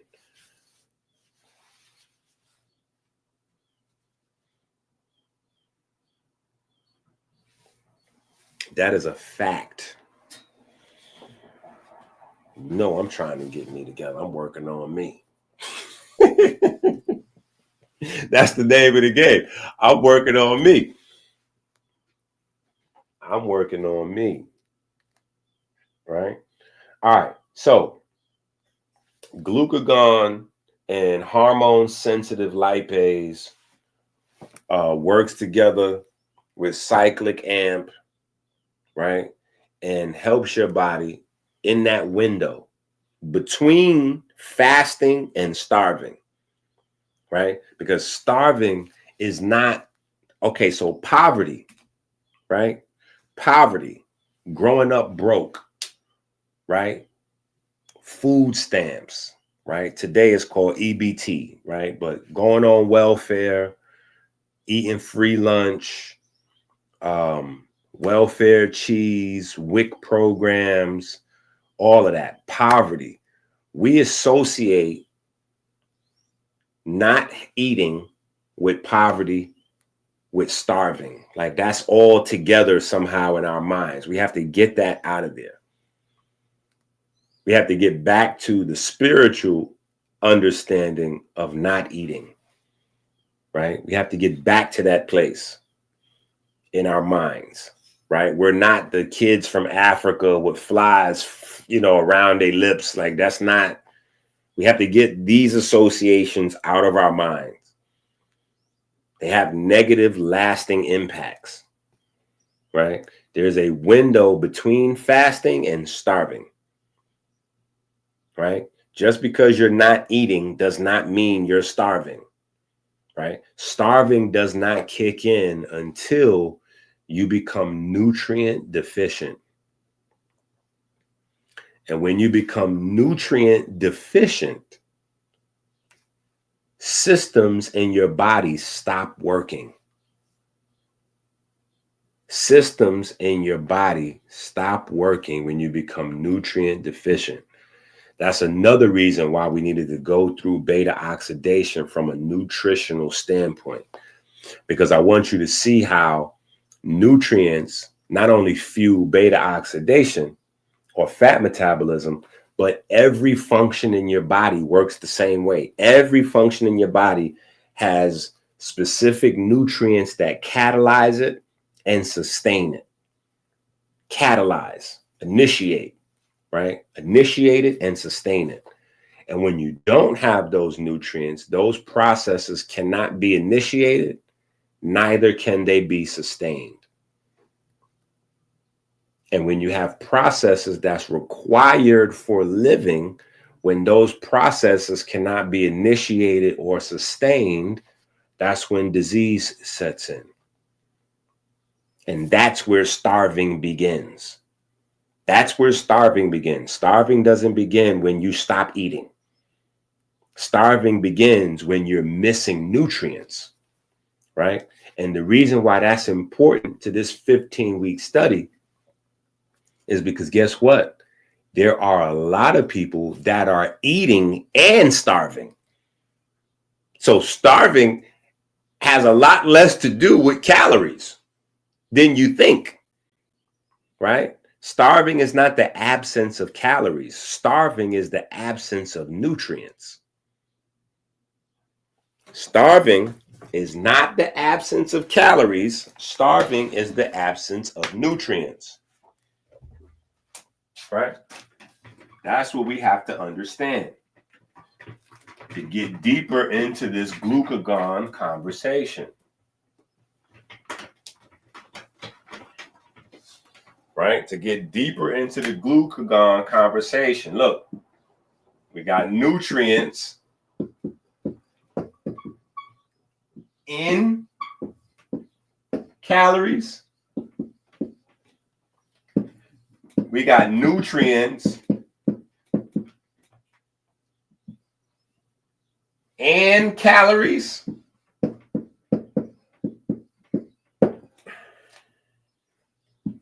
We got nutrients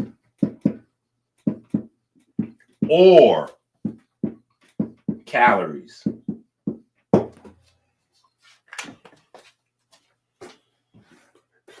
These is 3 different types of lifestyles right here.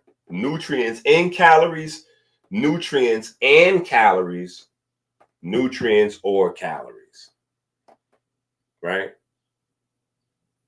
But most of us believe these words are synonymous. These words are not synonymous. And calories is definitely not nutrients. Like we need to stop that.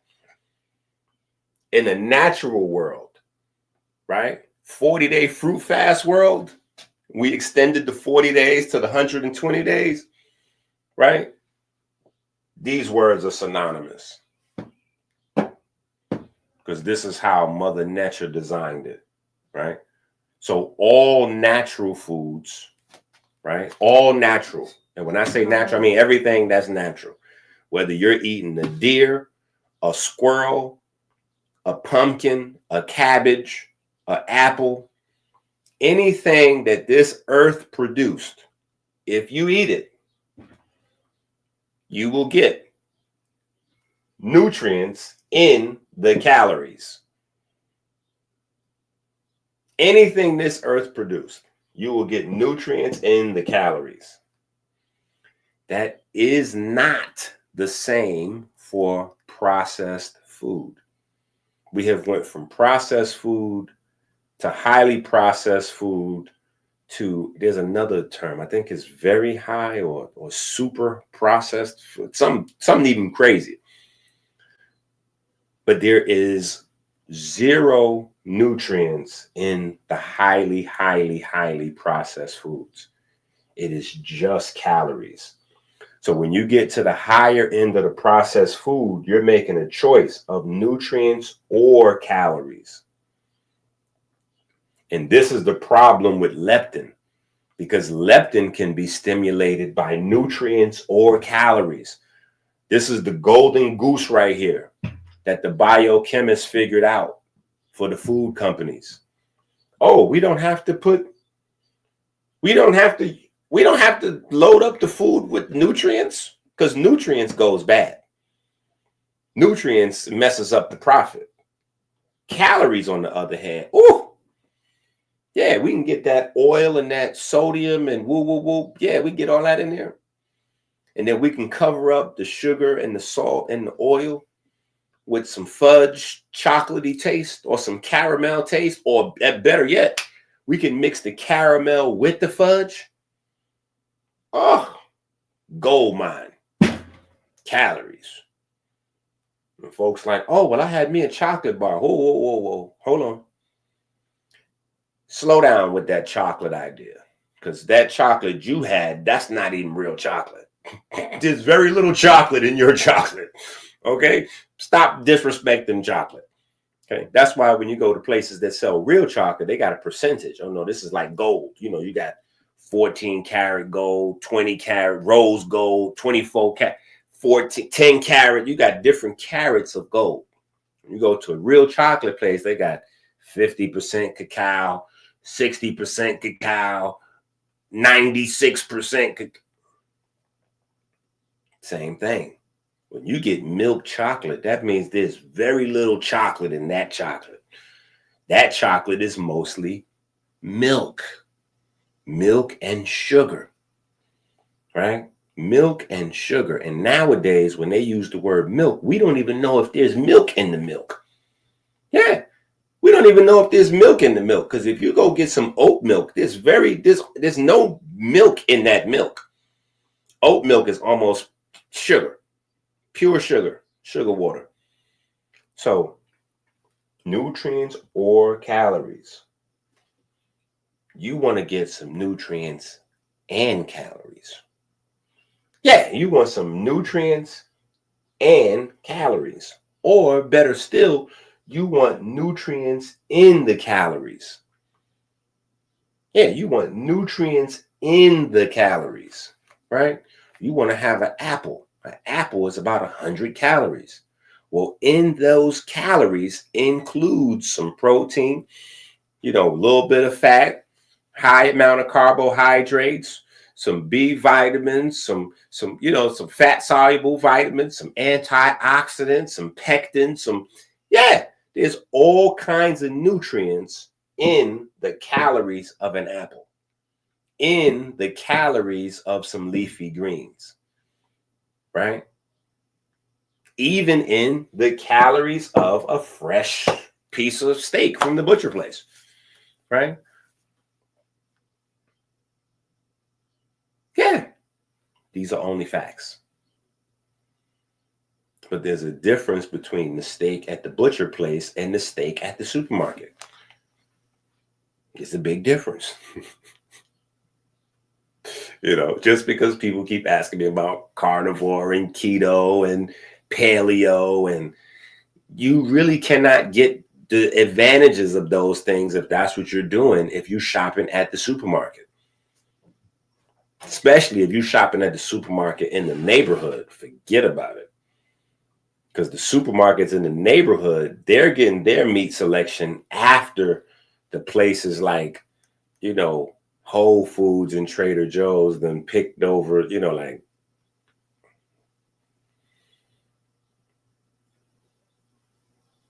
So there are people that are overweight, that are eating a lot of calories, that are still starving. So you have to separate in 2025 the idea of not eating and starving, as well as the idea of eating preventing starving. Because eating or not eating in 2025 is totally separate from starving.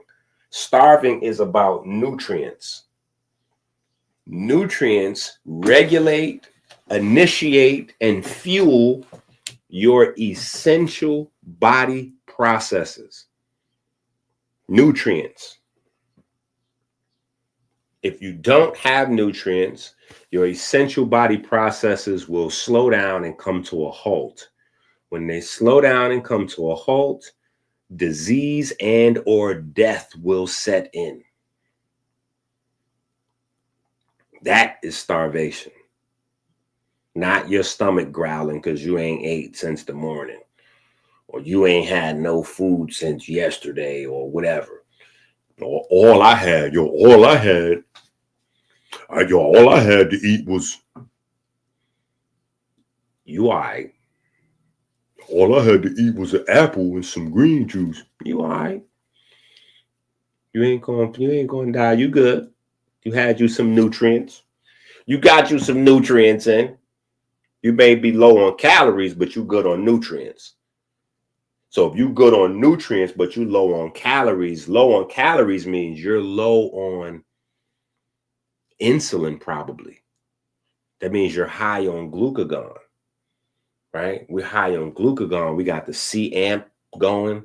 And if we got the C-amp going, guess what else we got going? We got POM-C going. We got melanin stimulating hormone going. We got human growth hormone. Well, we just got growth hormone. We don't got to say human growth hormone. The only reason they say human growth hormone is because they're purchasing it from a bottle. When you get it from a bottle, that growth hormone could come from any type of animal. Human growth hormone is the most expensive of the growth hormones because it has less side effects, right? But if it's coming from your pituitary gland, you don't have to, oh, this is human growth hormone. No, it's just my growth hormone. This is not just random human, it's my growth hormone, right? Right? I'm stimulating this in my brain as a part of my anabolic response, right? To exercise, low calories, high nutrients, right? High exercise, high nutrients, low calories. High exercise, high nutrients, low calories. Say that with me, wherever you at. You at work, you at or driving on the highway, you at the house. High exercise, high nutrients, low calories. Yeah. The problem with our society is we're low exercise, low nutrients, high calories. Disease model comes in low exercise, low nutrients, high calories. Health model comes in high exercise, high nutrients, low calories.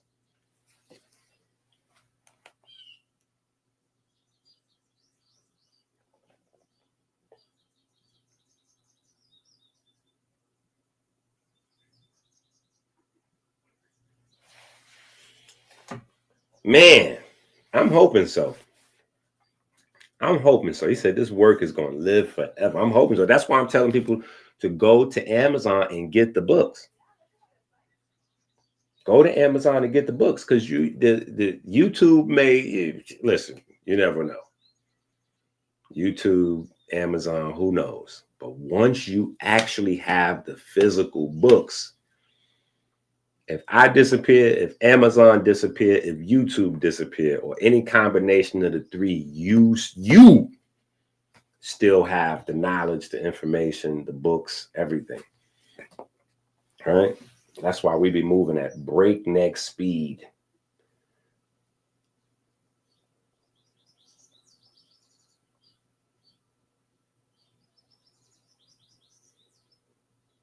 Yeah. Listen, if you're thinking about this content, get the Poor Abs Journal. Get the Melanin is Anabolic book, right? Because this is week 2, class 1 of that 15-week course, right? So if you like these videos, you're in the middle of a organized curriculum. So normally, we got 200 books to choose from to start it out with, right? But if you don't have any of the books yet, but you like these conversations, you want to go get the Melanin is Anabolic book. This is a class in that course, right? This book, the Poor Abs Journal, is a book structured around somebody who is going through the program and journaling their day-to-day, right? So day one, right? Day one is 317 pounds, 44% body fat, right? And by day 40, 285 pounds, 36% body fat, right? And from day one, let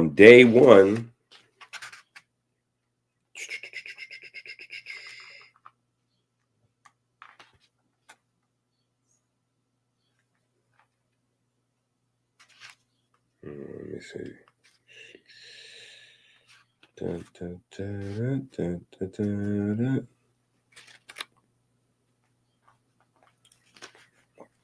Yeah, from day one, it chronicles the challenges, the mindset, the coaching, the diet, with a weekly check-in in terms of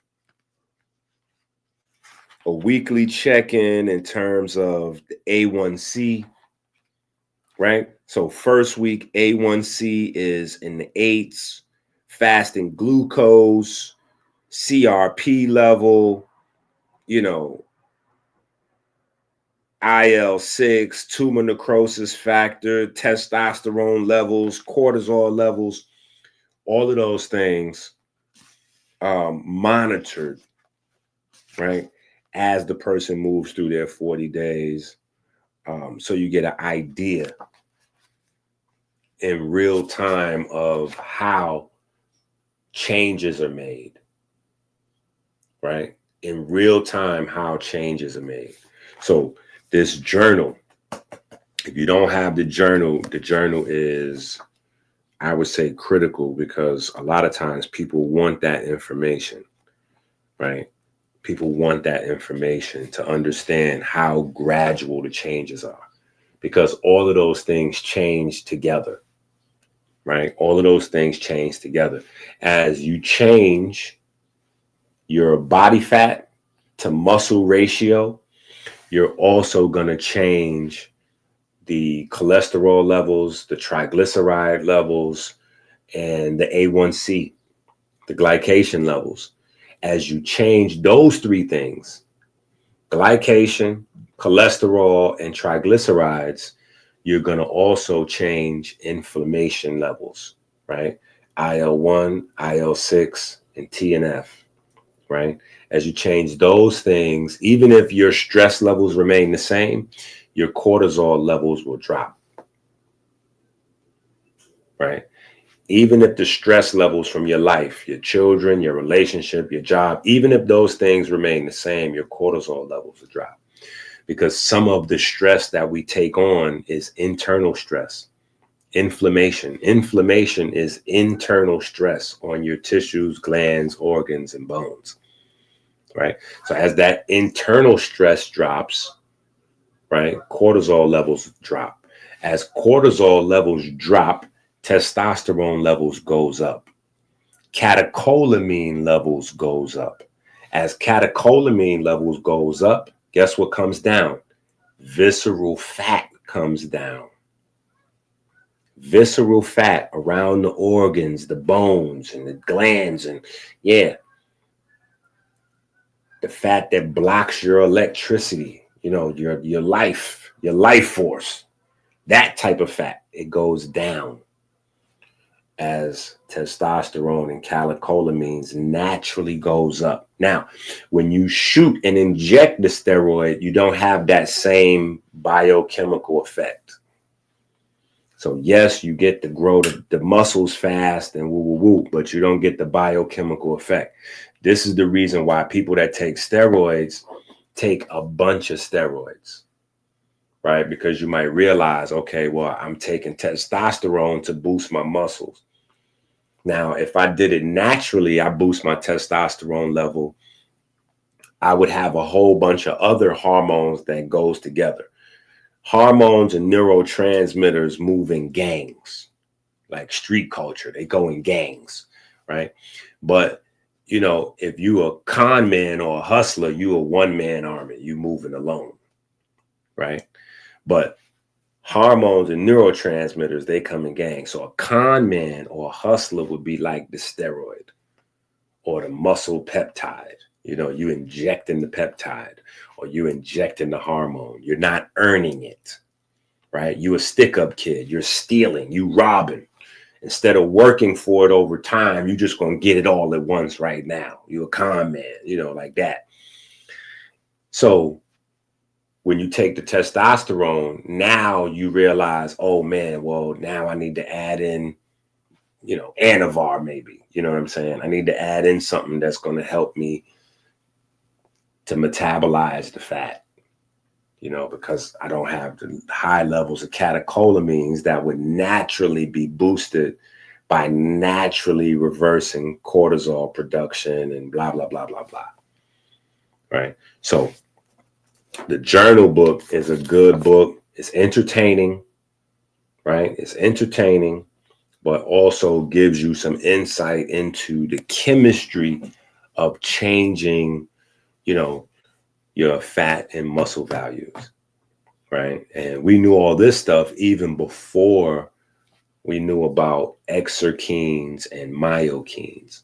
But now that we know about exerkines and myokines and irisin and, you know, what BDNF, you know, brain nootropic, you know, all of these different molecules that are produced via exercise only, you know, it is, you know, it's just easier for people to have, you know, good results. Yeah, you know what I'm saying? So, all right, let me see what else we got to deal with. Right. That's why Kitchen Chemistry Volume 2, Kitchen Chemistry Volume 2, right? That's why you got to have that, because that's why we broke that down, right? It's no coincidence that Kitchen Chemistry 2 comes out before the class, right? Because Kitchen Chemistry 2 is going to give you the chemistry of the food and the impact of the chemistry in the food, you know, the nutrients and the calories in the food, so that you know how to apply that specifically for multiple levels of understanding. Yes, for lifestyle, then yes, for building muscle, yes, for metabolism, yes, for cognitive function, yes, for disease model. Like, we're going to go in 7 different levels deep on each food, so you get to have a full breakdown, right? And then apply that to the science of the body, right? Okay.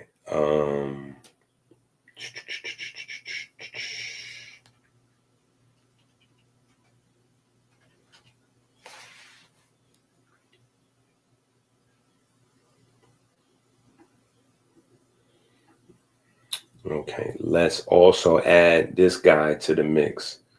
Let's add another player to the mix. Let's add another player to the mix.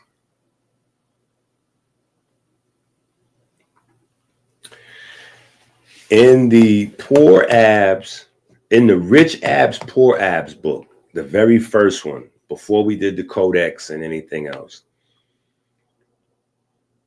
we broke down the stomach cells, right? The digestive system cells, right? The alphabet cells. We broke down melanin concentrate and hormone impact throughout the digestive system. One of the things we had to double back with is glucagon, right? Glucagon agonists or receptor agonists, and then also CCK, right? This is another player. This is another player, right? Outside of the universe of leptin, right? Because we're sold the idea that leptin is the sole controller of satiety. It is not. It is not. Right? It is not. Right? But the problem is, we're also sold, many of us, the idea that we don't need a gallbladder. So it is my understanding that part of the reason why we don't hear about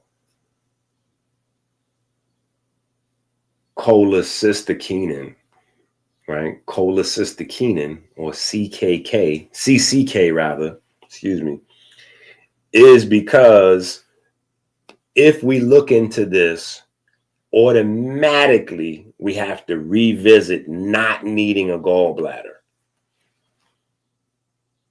Yeah, we go, wait a minute. So feeling full has something to do with my gallbladder? I thought I didn't need no gallbladder. The doctors took my gallbladder out 3 years ago, 5 years ago, 10 years ago. I got an appointment right now. They about to take my gallbladder out next week. So you telling me I'm gaining weight because these folks done told me I didn't need a gallbladder and they took out my gallbladder. And now because I'm missing a gallbladder, my bile cycle is incomplete. And without my bile cycle,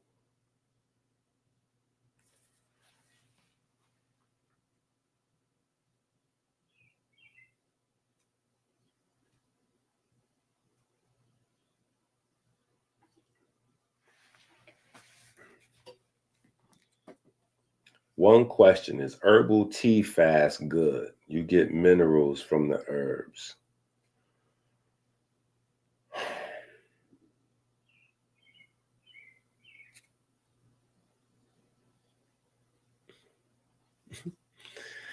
Here's the problem.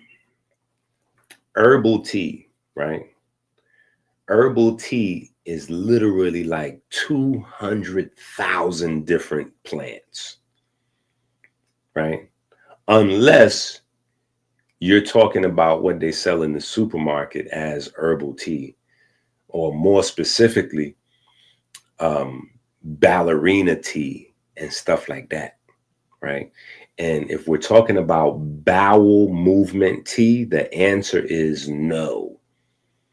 None of those teas are good to do any type of 1 day, 2 day, 3 day fast on. None of those, right? So just look in the back of the ingredients. If you look in the back of the ingredients and you got some good teas in there, then yeah, it's good. It's definitely great. I'm a super fan of tea. You can't be a person that's into herbs and not be a fan of tea, but you just got to make sure that it's tea. You know what I'm saying? Because in the weight loss conversation, a lot of times it's senna, SENNA. And if senna is in your herbs, then you want to put that down, right? You should not use senna, SENNA. Don't use senna tea for any reason, or teas that have senna mixed in it. All they do is dehydrate you and exacerbate problems. Yeah, you don't want senna anywhere in your herbs. But outside of that, herbs are great. Yeah, outside of that, herbs are great. Yeah. Listen to intellectual a-hole. He got some goodies there for you. The soursop, nettle, mulling, echinacea, yeah.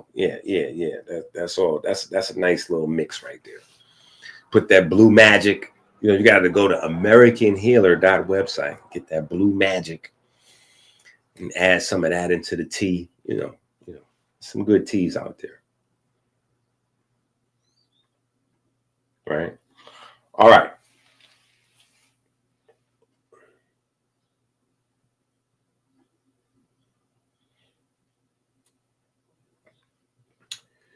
CCK also triggers the pancreas to release digestive enzymes into the small intestine. So that's another thing cholecystokinin does, is stimulate pancreas function, right? So again, all of these cells throughout the digestive system are a part of the microbiome relationship. To get the most out of the cells in the digestive system, to get the most out of the hormones, right?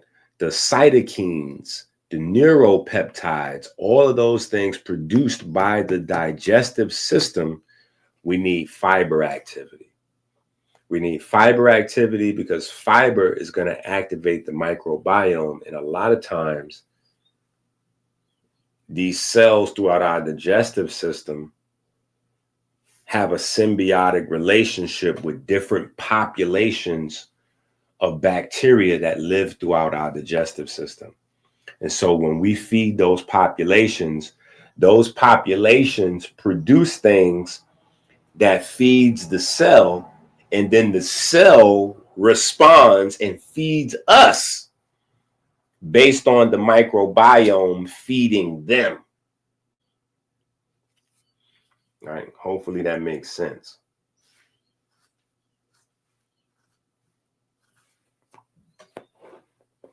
Yeah. But listen, you probably will never have constipation. You'll probably never have constipation again if you avoid dehydration. Dehydration, the number one most popular cause of constipation. Yeah. And number two cause is high calorie diets with low nutrients in there. Yeah, because high calorie diets with low nutrients, the first stop on the low nutrients train is low fiber, low protein. That's the first stop on the low nutrients train.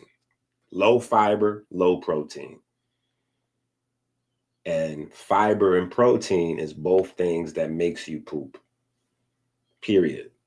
If you have high amount of fiber in your food and high amount of if you have high fiber or protein, you go into the bathroom to poop. Period. If you have high fiber and high protein, you have a regular pooping schedule. You are, you regular. Only thing that could stop a person that has fiber and protein, good amounts of fiber and protein in their diet from pooping is not having no water. Dehydration. Right? So if you're hydrated and you're getting in your fiber and or your protein, you good. You're not going to be constipated. That will be a thing of the past. Right? That will be a thing of the past. What else we got going on? All right, so I think we kind of reviewed lipolysis, right? The breaking down of fatty acids between yesterday and today. Beta oxidation. We probably need to get into the Krebs cycle. Not probably, definitely. We need to get into the Krebs cycle. We began the conversation of hormone-sensitive lipase, right? We began that conversation. HSL, right? How long have we been talking? All right, 2.5 hours. We got a little bit more time, right? We got a little bit more time. Yeah, we got a little bit more time. We can go through some more, right? We can go through some more.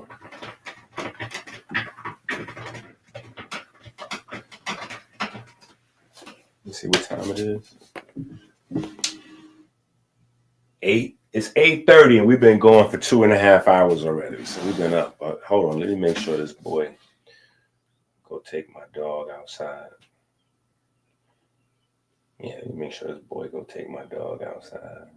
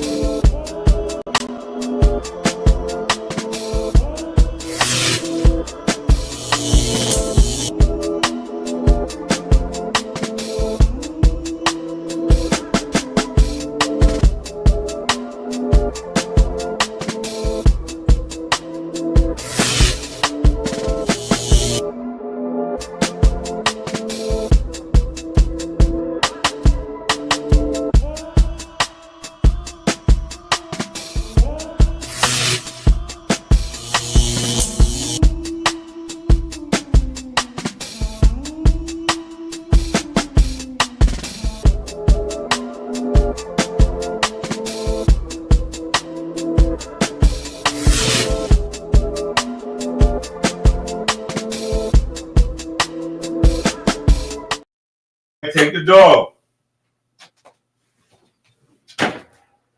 You heard?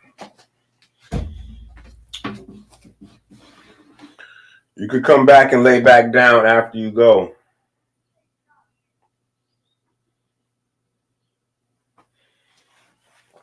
Yeah, you can get a little extra sleep after you take my doggy outside. All right. All right, so that's what we was on. Right? All right. HSL.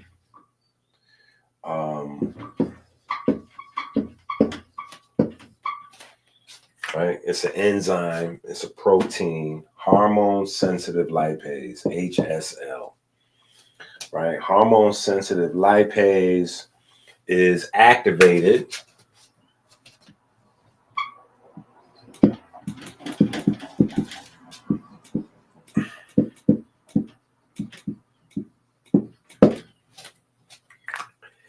catecholamines. Catecholamines, right? Catecholamines, right? Yeah, some of them cholesterol related family them. Cholesterol related family in them. Right? Who's the catecholamines? The catecholamines is your neurotransmitters, right? Your dopamine, your norepinephrine, your epinephrine, right? So now what does that do? Okay. Hold on. Pay attention to this, right? What does this do? Now, remember, the textbook for this class is Melanin is Anabolic, right? Go to Amazon and get the Melanin is Anabolic book.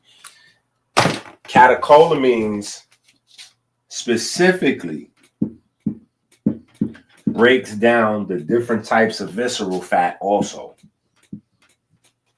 right? But the catecholamines are the precursors to melanin. So we could change this word if we wanted.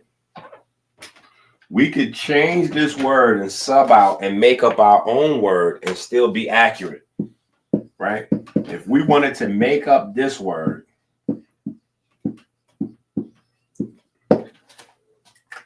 right? If we wanted to sub out catecholamines for pre-melanins, right? Pre-melanins, right? That would still be accurate because catecholamines are pre-melanins, right? Catecholamines are pre-melanins. What do you mean by that? I mean that in your brain, dopamine, which is a catecholamine, becomes neuromelanin. Yeah.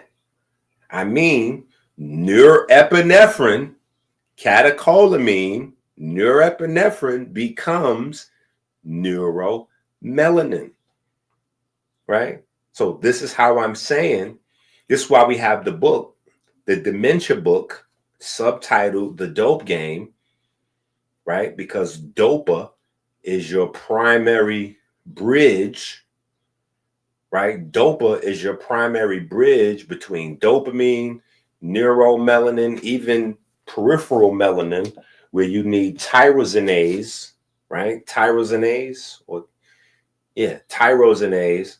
activity to create that. Dopa is a dopa is a middle, it's a pre-melanin. Yeah, it's a precursor in the biochemical steps, right? So it's interesting that these same catecholamines that produce neuromelanin also breaks down visceral fat, right? So if we're having a problem with producing catecholamines, right? What are we going to have happen? We're going to have mental health issues, right? Because the dopamine and the norepinephrine regulate your mental health, right? But also we're going to have memory issues because the dopamine and the norepinephrine also becomes neuromelanin, right? We're also going to have metabolic disease issues because if we're not producing the catecholamines, we're building up high levels of visceral fat. And the visceral fat is what's causing the heart disease and this one or that, because that's the heart, that's the fat that's inside the fat muscles, right? The cardiomyosteatosis, that's also the epicardial fat that's inside the pericardium surrounding the heart. And then it's also because the heart has two different types of visceral fat, right? It has the cardiomyosteatosis, which is the fat inside the cardio muscle cells. And then it has the fat covering the heart, right? So if you have low catecholamine production or low catecholamine circulation, right, you're going to have mental health issues, metabolic disease issues, because once you get the visceral fat creates a bridge: heart disease, obesity, diabetes, kidney disease. Everything is on deck. Yeah, everything is on deck. Yeah, or you can have low immune function, right? Because you can have visceral fat building up in your lymph nodes, right? So you have low immune function. Or you can have visceral fat building up around your bone marrow, and now you got low B cell, T cell. Yeah, you got low immune cell production coming from your bone marrow, right? Or you can have visceral fat building up around your thymus, and the thymus is not able to train your immune cells properly, right? All that can happen. Coming back to catecholamines. So don't think in your mind that catecholamines is just, oh yeah, dopamine makes me happy, or norepinephrine, it makes me alert. Like that's. If you're watching these goofy YouTube pages, right? Because I done seen some YouTube pages say, oh, you need to go on a dopamine diet. I'm like, wait, what just happened right now? There is some instances where that may be applicable, but for the most part, that's insane, right? Anything messing with your catecholamines is sitting in between your whole body function: mental health, emotional health, metabolic health, right? All of the above centers on your catecholamines. As catecholamines not only function as neurotransmitters themselves, but they're also precursors to other biochemicals that your body needs.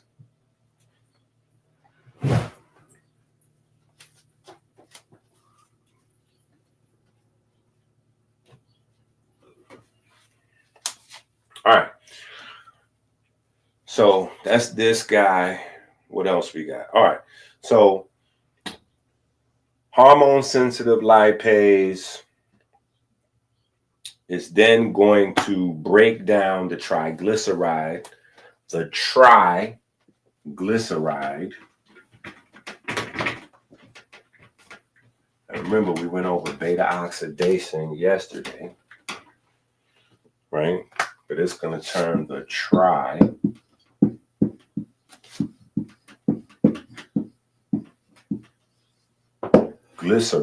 into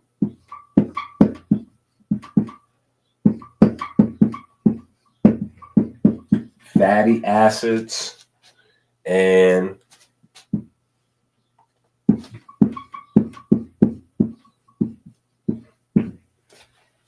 right? That's how they're going to move around, right? That's how they're going to move around. That's where this guy kind of comes into play, right?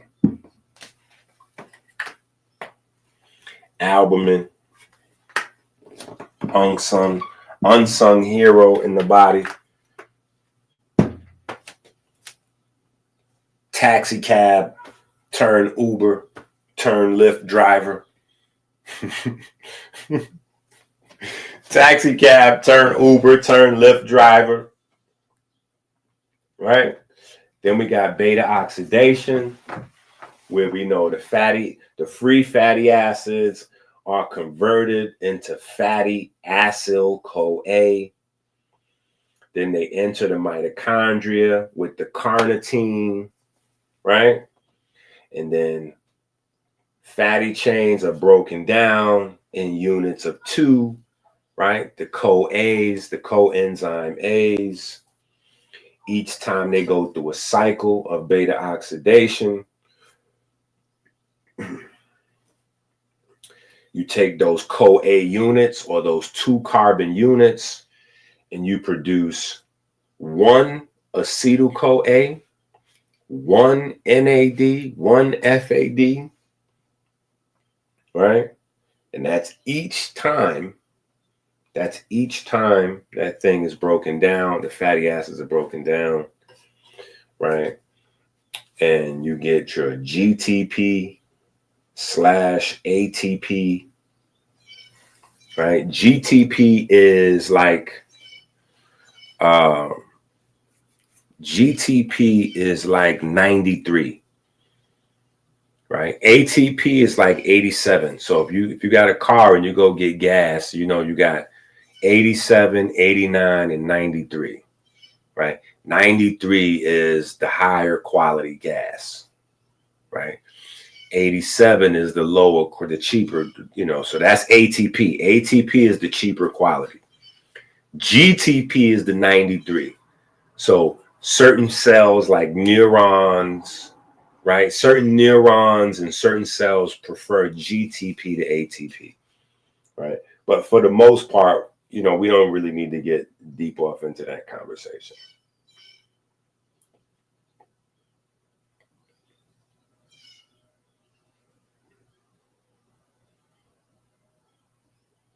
Yeah, we don't need to get deep off into that conversation, right?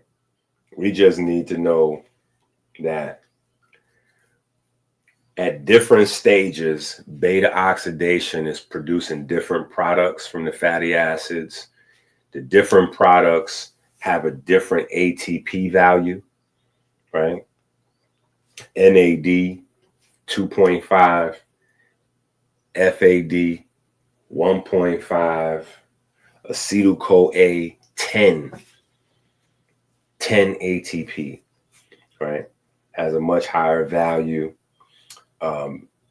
Fatty acids produce much more ATP overall than carbohydrates do, right? Much more ATP overall than carbohydrates do.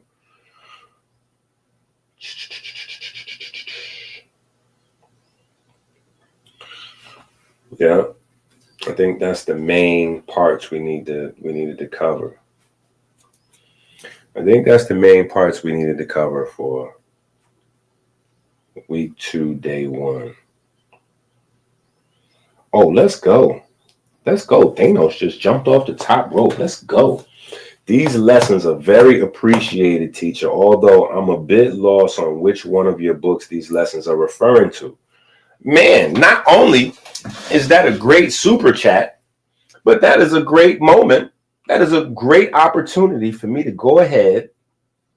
Yeah, that's a great opportunity for me to go ahead and remind everybody which textbook is are these lessons coming from. I was saying in my mind at the same time, I'm typing in melanin is anabolic while I was saying that. Okay, so this is the book right here. Yep, this is the book right here. This is the book for the class. Look at that. #1 new release in biophysics. Let's go. #1 new release in biophysics. Ooh, look at that. Number 1 is melanin is anabolics. And look at this. Number 3 is kitchen chemistry 2. Let's go. Yo, that's a W. That's epic right there. Look at that. New releases in biophysics. We got melanin is anabolic is number 1. Then number 3 is kitchen chemistry 2. Look at this. Number 4 is electrogenic inhibition. Number 5 is the death and resurrection of rich abs. Okay, what else is in here? All right, that's it. All right, that's it. That's it. But that's still good, right? We got 4 out of the top 5 books in biophysics. 4 out of the top 5 is us, right? Melanin is anabolic, kitchen chemistry 2, electrogenic inhibition, the death and resurrection of rich abs, right? Visceral fat driven electrogenic collapse. So if you don't have this book, add this book to your cart. If you don't have this book, add this book to your cart. If you don't have this book, add this book to your cart. And of course, this is the book right here, right? Where all of these lessons are coming from. If you see right here, 15 weeks, 45 class, full semester, right? So this is where all of the classes are coming from. Yeah, make it bigger so you can see it bigger here. 15-week, 45 class, full semester. Melanin is anabolic, the big fat burning lie right there. Yeah. And when you come, you see the class description, the course description is here, right? This advanced seminar explores the bioelectrical, biochemical, and what does that say? Mechanical properties. Oh, there we go. Let me shrink it down. Mechanical properties of adipose tissue in modern humans. Far from a passive storage depot, fat is redefined here as a living capacitor, one that stores not only energy, but trauma, pathogens, and lost electrical coherence. Students will study the collapse of metabolic rhythm through the lens of electrogenic inhibition. Okay. If you just tuned in, you missed some classes. Electrogenic inhibition. Electrogenesis is how your body produces electricity from foods, right? So inhibiting electrogenesis is what electrogenic inhibition is. Visceral fat blocks your cells, tissues, organs, and glands from producing the required amount of electricity for them to function. And when the amount of electricity a group of cells or tissues need to function is inhibited, you have disease, right? So just in case you don't know what electrogenic inhibition is, I need everybody that's been watching to understand that term, electrogenic inhibition, right? That is when your electricity is being blocked from being produced in a specific set of cells or tissues, right? All right, so let's go back.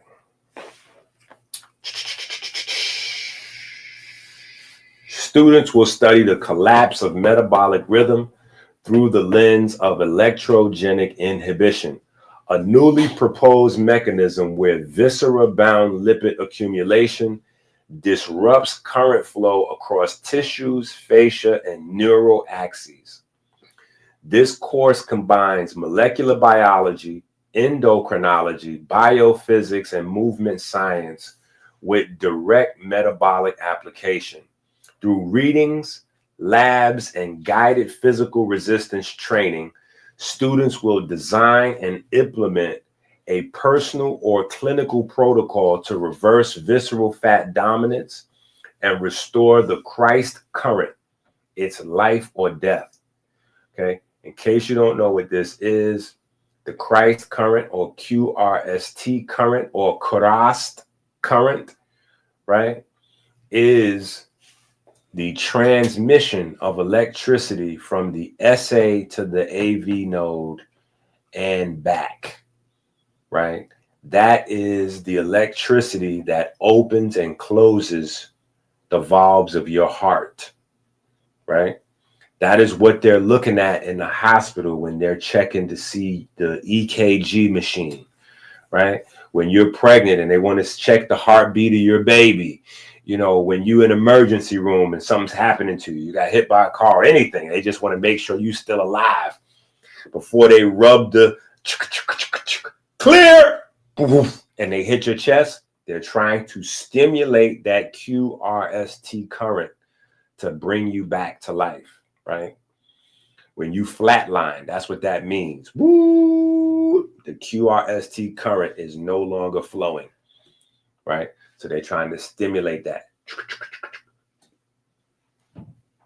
Boop, boop, boop, boop, boop, boop, right? That means now the QRST current is flowing again, and that means everything else can come back online. The kidneys can come back online, the brain can come back online, and they can resuscitate you and, you know, heal you up, get you back good as new again. But if that QRST complex stops working, it is a wrap, right? It is a wrap. So the course objectives, right? Define the melanin system as the primary anabolic system, yada, yada, yada. I think we were able to touch on some of that today, right? Directly and indirectly by, I'm about to point to catecholamines and C-amp as if C-amp and catecholamines are still up there. But let me take you over here, right? You see here? Interpret key metabolic signals, right?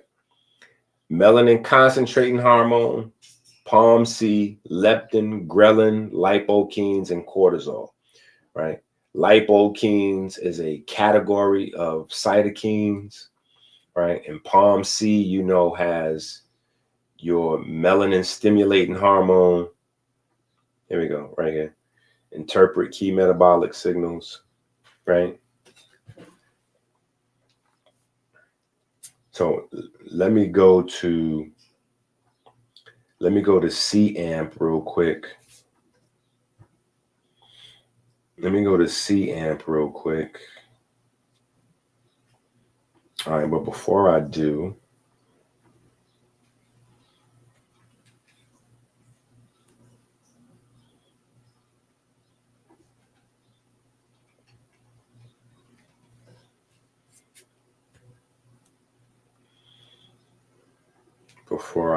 let me just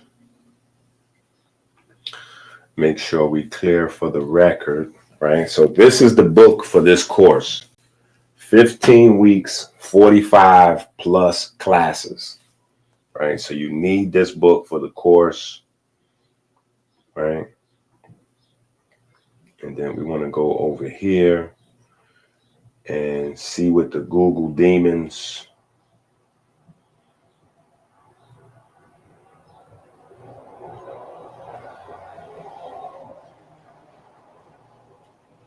See what the Google demons tells us about cyclic amp, right? Just so that we, you know, kind of finish strong, right?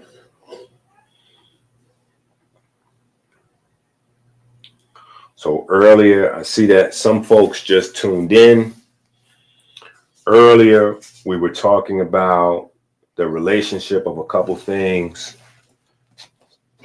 right? Just so that we finish up strong. We started this morning at 6 a.m. So if you were asleep, you missed it, right? But we were talking about glucagon, right? In relationship to hormone sensitive lipase in relationship to catecholamines in relationship to the melanin system, right? We'll just put POMC and then MCH, right? POMC and MCH represent the entire melanin system, right? Because on one side, you have your body requirements for energy, inventory, documented, and, protected by the melanin concentrating hormone. And then on the other side, you have the utilization of the energy substrates and the nutrients by melanin stimulating hormone. Melanin stimulating hormone is a part of the POMC molecule or peptide, right? So you have melanin stimulating hormone, which comes with lipotropin. Melanin stimulating hormone comes with a fat metabolizer, right? That works alongside hormone sensitive lipase, right? Now, in the background, right, behind this biochemistry, you have C-AMP, right? C-AMP, lowercase c, uppercase AMP, stimulates these guys, right? Stimulates these guys, right? And by stimulating these guys, you also get growth hormone, right? You also get growth hormone in the mix.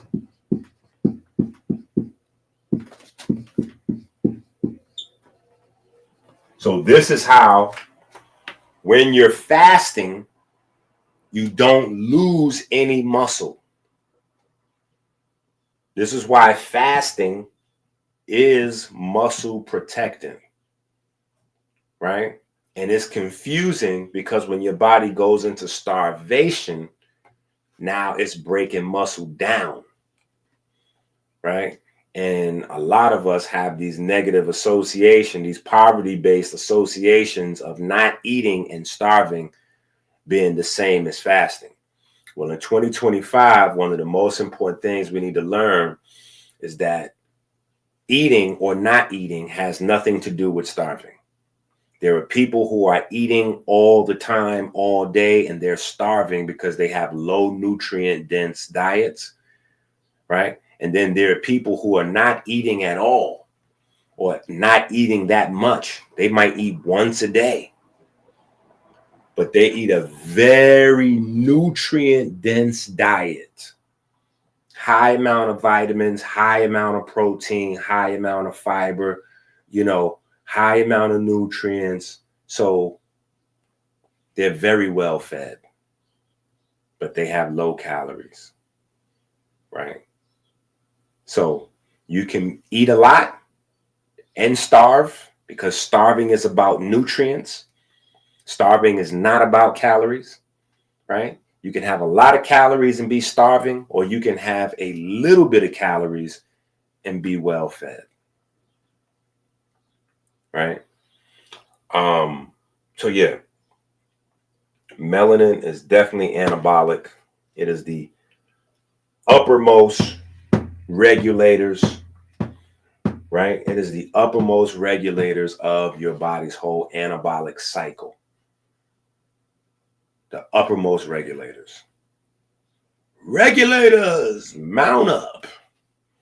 Right? It is the uppermost regulators, POMC and MCH, right? Even though I kind of wrote them down here in the middle, that doesn't,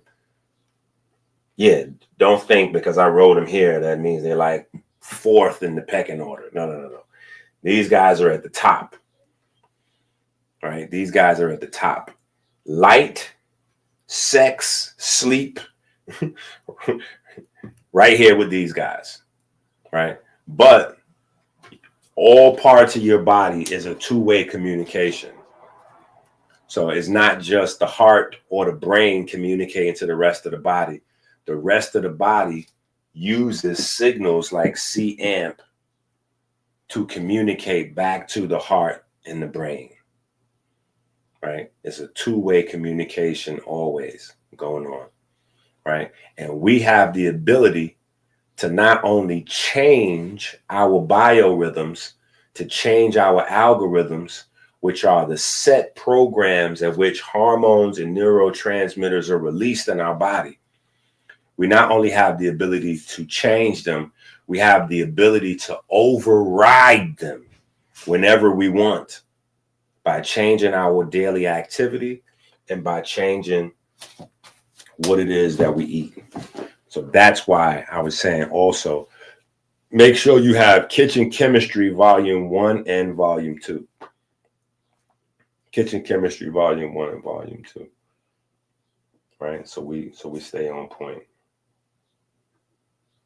This is why you have to go to Amazon and get the book, Rich Abs, Poor Abs, now.